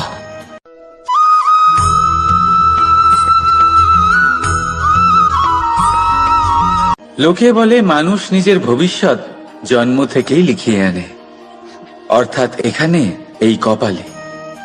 ভাগ্য দেবতা আমাদের সমস্ত উত্থান, সমস্ত পতনের হিসেব সবটা লিখে দেন।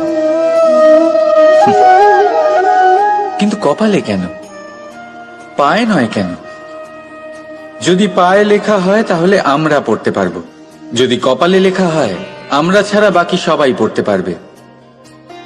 এবারে আমাদের কপাল এখানে তাই প্রতিফলিত হয় যা আমাদের মস্তিষ্কে আছে, আর মস্তিষ্কে থাকে আমাদের ভাবনা।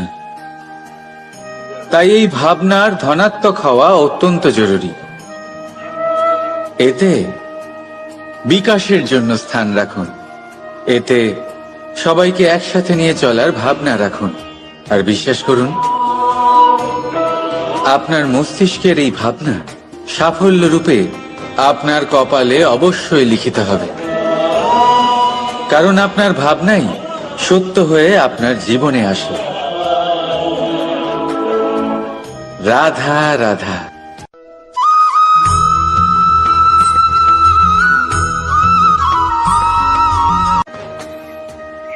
মানুষের জীবনে উন্নতি লাভ করার জন্য তিনটি স্তম্ভের প্রয়োজন হয়। প্রথম স্তম্ভ শিক্ষা। এই শিক্ষা আমাদের জ্ঞান প্রদান করে। দ্বিতীয় স্তম্ভ ব্যবসা, যার দ্বারা আমরা ধন উপার্জন করি। তৃতীয় স্তম্ভ হলো আমাদের ঈশ্বর, আমাদের ইষ্ট। এনার সাথে যদি আমরা জুড়ে থাকতে পারি তাহলে এমন একটা মানসিক বল আপনি লাভ করবেন যেটা এই সংসারে আর কোথাও পাওয়া সম্ভব নয়। কিন্তু মানুষ অনেক সময় জীবনে এই তিনটি স্তম্ভ লাভ করা সত্ত্বেও সামনে অগ্রসর হতে পারেন না। তখনও জীবনে কঠিন পরিস্থিতি আসতেই থাকে। এমনটা ঠিক কেন হয়? কারণ সে জীবনে এই তিনটি স্তম্ভ লাভ করে নেয়, জীবনে প্রয়োগও করে, কিন্তু তার ভিতের কথা সে ভুলেই যায়। যেমন প্রথম স্তম্ভ অর্থাৎ শিক্ষা। এই শিক্ষার আধার হলো শুভ চেতনা। যদি অন্তরে শুভ চেতনা না থাকে তাহলে এই শিক্ষার কোনো গুরুত্ব থাকে না। দ্বিতীয় স্তম্ভ ব্যবসা। পরিশ্রম করে উপার্জন করতে হবে, এই কথাটা আমরা সবাই জানি এবং সবাই চেষ্টাও করি। কিন্তু ব্যবসা করতে করতে আমরা এটা ভুলে যাই আমাদের ব্যবহার কেমন হয়ে পড়েছে। এই ব্যবহার যদি শুভ হয় তাহলে আমাদের উপার্জন আস্তে আস্তে একটা স্থির জায়গায় এসে পৌঁছবে। এবং তৃতীয় স্তম্ভ আমাদের ভগবান, যদি ওনার স্মরণে আপনি যেতে চান তাহলে তার পূর্বে নিজের মা বাবাকে সেবা করুন, তাদের যত্ন করুন, তাদেরকে ভালোবাসুন, কারণ ওনারাই হলেন এই সংসারে আপনার সবথেকে বড় ইষ্ট। তাহলে 3 স্তম্ভের সাথে সাথে তাদের আধারকেও নিজের জীবনে প্রাধান্য দিন। কোনো সমস্যা আসবে না, জীবনে একের পর এক উন্নতি করবেন এবং এই মন প্রসন্ন হয়ে বলবে রাধা রাধা।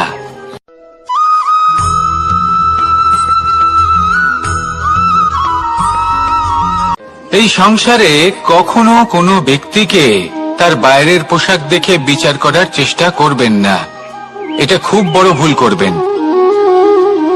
যেমন আমরা জীবনে অনেক সময় এমন করি, ধরুন কোথাও একটা গাছ দেখলাম, খুব বিশাল আকারের একটা গাছ, যেটা মাটির থেকে অনেক উঁচুতে পৌঁছে গেছে, যার বিশাল শাখা আছে। সেগুলো দেখে আমরা ভাবি যে এই গাছে হয়তো কত সুস্বাদু ফল আছে, আমরা সেই গাছের পরিচর্যা করতে থাকি।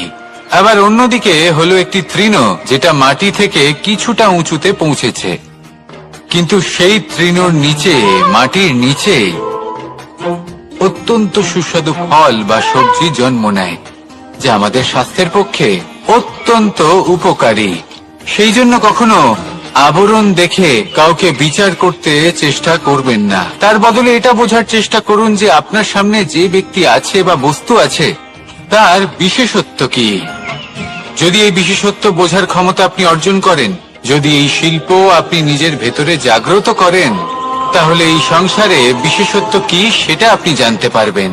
আর এই সমস্ত খেলা দৃষ্টি থেকে নয়, দৃষ্টিভঙ্গি থেকে জন্ম নেয়। দৃষ্টিভঙ্গি সবসময় শুভ রাখুন, আর আমার সাথে ভালোবেসে বলুন রাধা রাধা।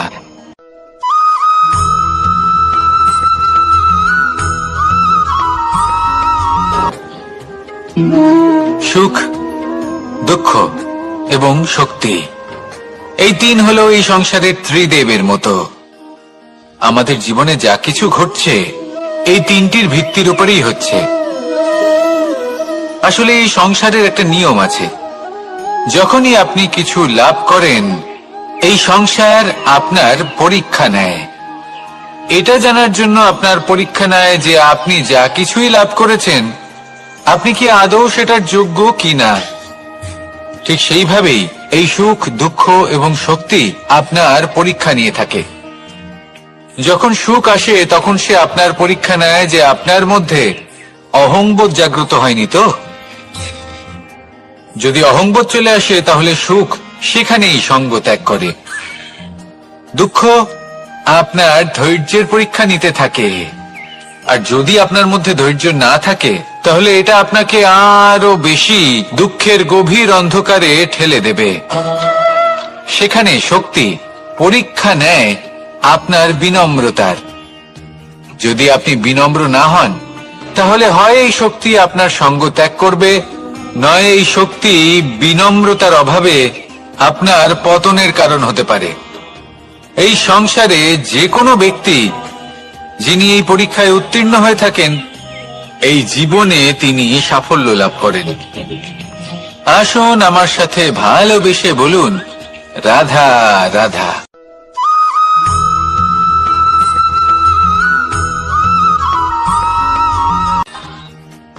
ভগবান আর ভুল, এই 2 একই অক্ষর দিয়ে শুরু হয়।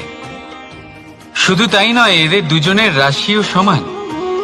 এবারে আপনারা বলবেন যে ভগবান, ভুল, এদের মধ্যে কিভাবে মিল থাকতে পারে? অনেক বড় মিল আছে। না শুধু এক অক্ষর দিয়ে শুরু হয়, বরং এদের বিজয় মন্ত্রটাও এক। ভগবানকে মানুন, তাকে বিশ্বাস করুন, তাকে স্বীকার করুন। এটা করলে মনের দৃষ্টি থেকে ভগবানকে দেখা যায়, আর উনি আপনাকে সমৃদ্ধ করে তোলেন। ভুলের সাথেও এটাই ঘটে। নিজের ভুল স্বয়ং মেনে নিলে, স্বীকার করে নিলে সব কিছুই স্পষ্টভাবে দেখতে পাবেন। যেদিন থেকে আপনি নিজের ভুল মেনে নিতে শিখবেন, সেদিন থেকে সেই ভুল শোধরানোর প্রক্রিয়াও শুরু হয়ে যাবে। আপনি বুঝে যাবেন নিজের ভুল কিভাবে শোধরাতে হয়। তাই মনে রাখবেন, নিজেকে শ্রেষ্ঠ করে তোলার জন্য নিজের ভুল স্বীকার করা অত্যন্ত প্রয়োজনীয়। এই জীবনে শান্তি আনার জন্য ঈশ্বরকে মেনে নেওয়া অত্যন্ত প্রয়োজনীয়। সবসময় নিজের গুণ এবং নিজের দোষ মনে রাখবেন। আজীবন সুখী থাকবেন। রাধা রাধা।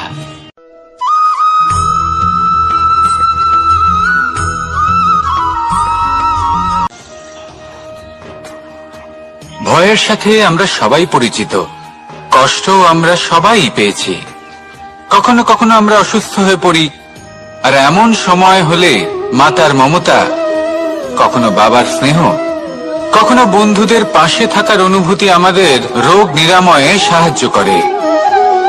কখনো যদি আমরা নিরাশ হয়ে পড়ি, তখন যদি আমাদের কোনো আপনজন আমাদের দুটো ভালো কথা বলে, তখন আমাদের মনোবল বেড়ে যায়। ঠিক তেমন সংসারের এই রঙ্গমঞ্চে যদি আপনি পীড়িত অনুভব করেন, কিছু শুভ কথা আলোচনা করুন, কিছু স্তুতি গান করুন, কিছু মুহূর্তের জন্য হলেও নিজের ইষ্টদেবের কথা স্মরণ করুন আর প্রার্থনা করুন। সাহস বাড়বে, শক্তিও বৃদ্ধি পাবে এবং সামনে এগিয়ে চলার পথও দেখতে পাবেন। তখন এই মন প্রসন্ন হয়ে বলবে, রাধা রাধা।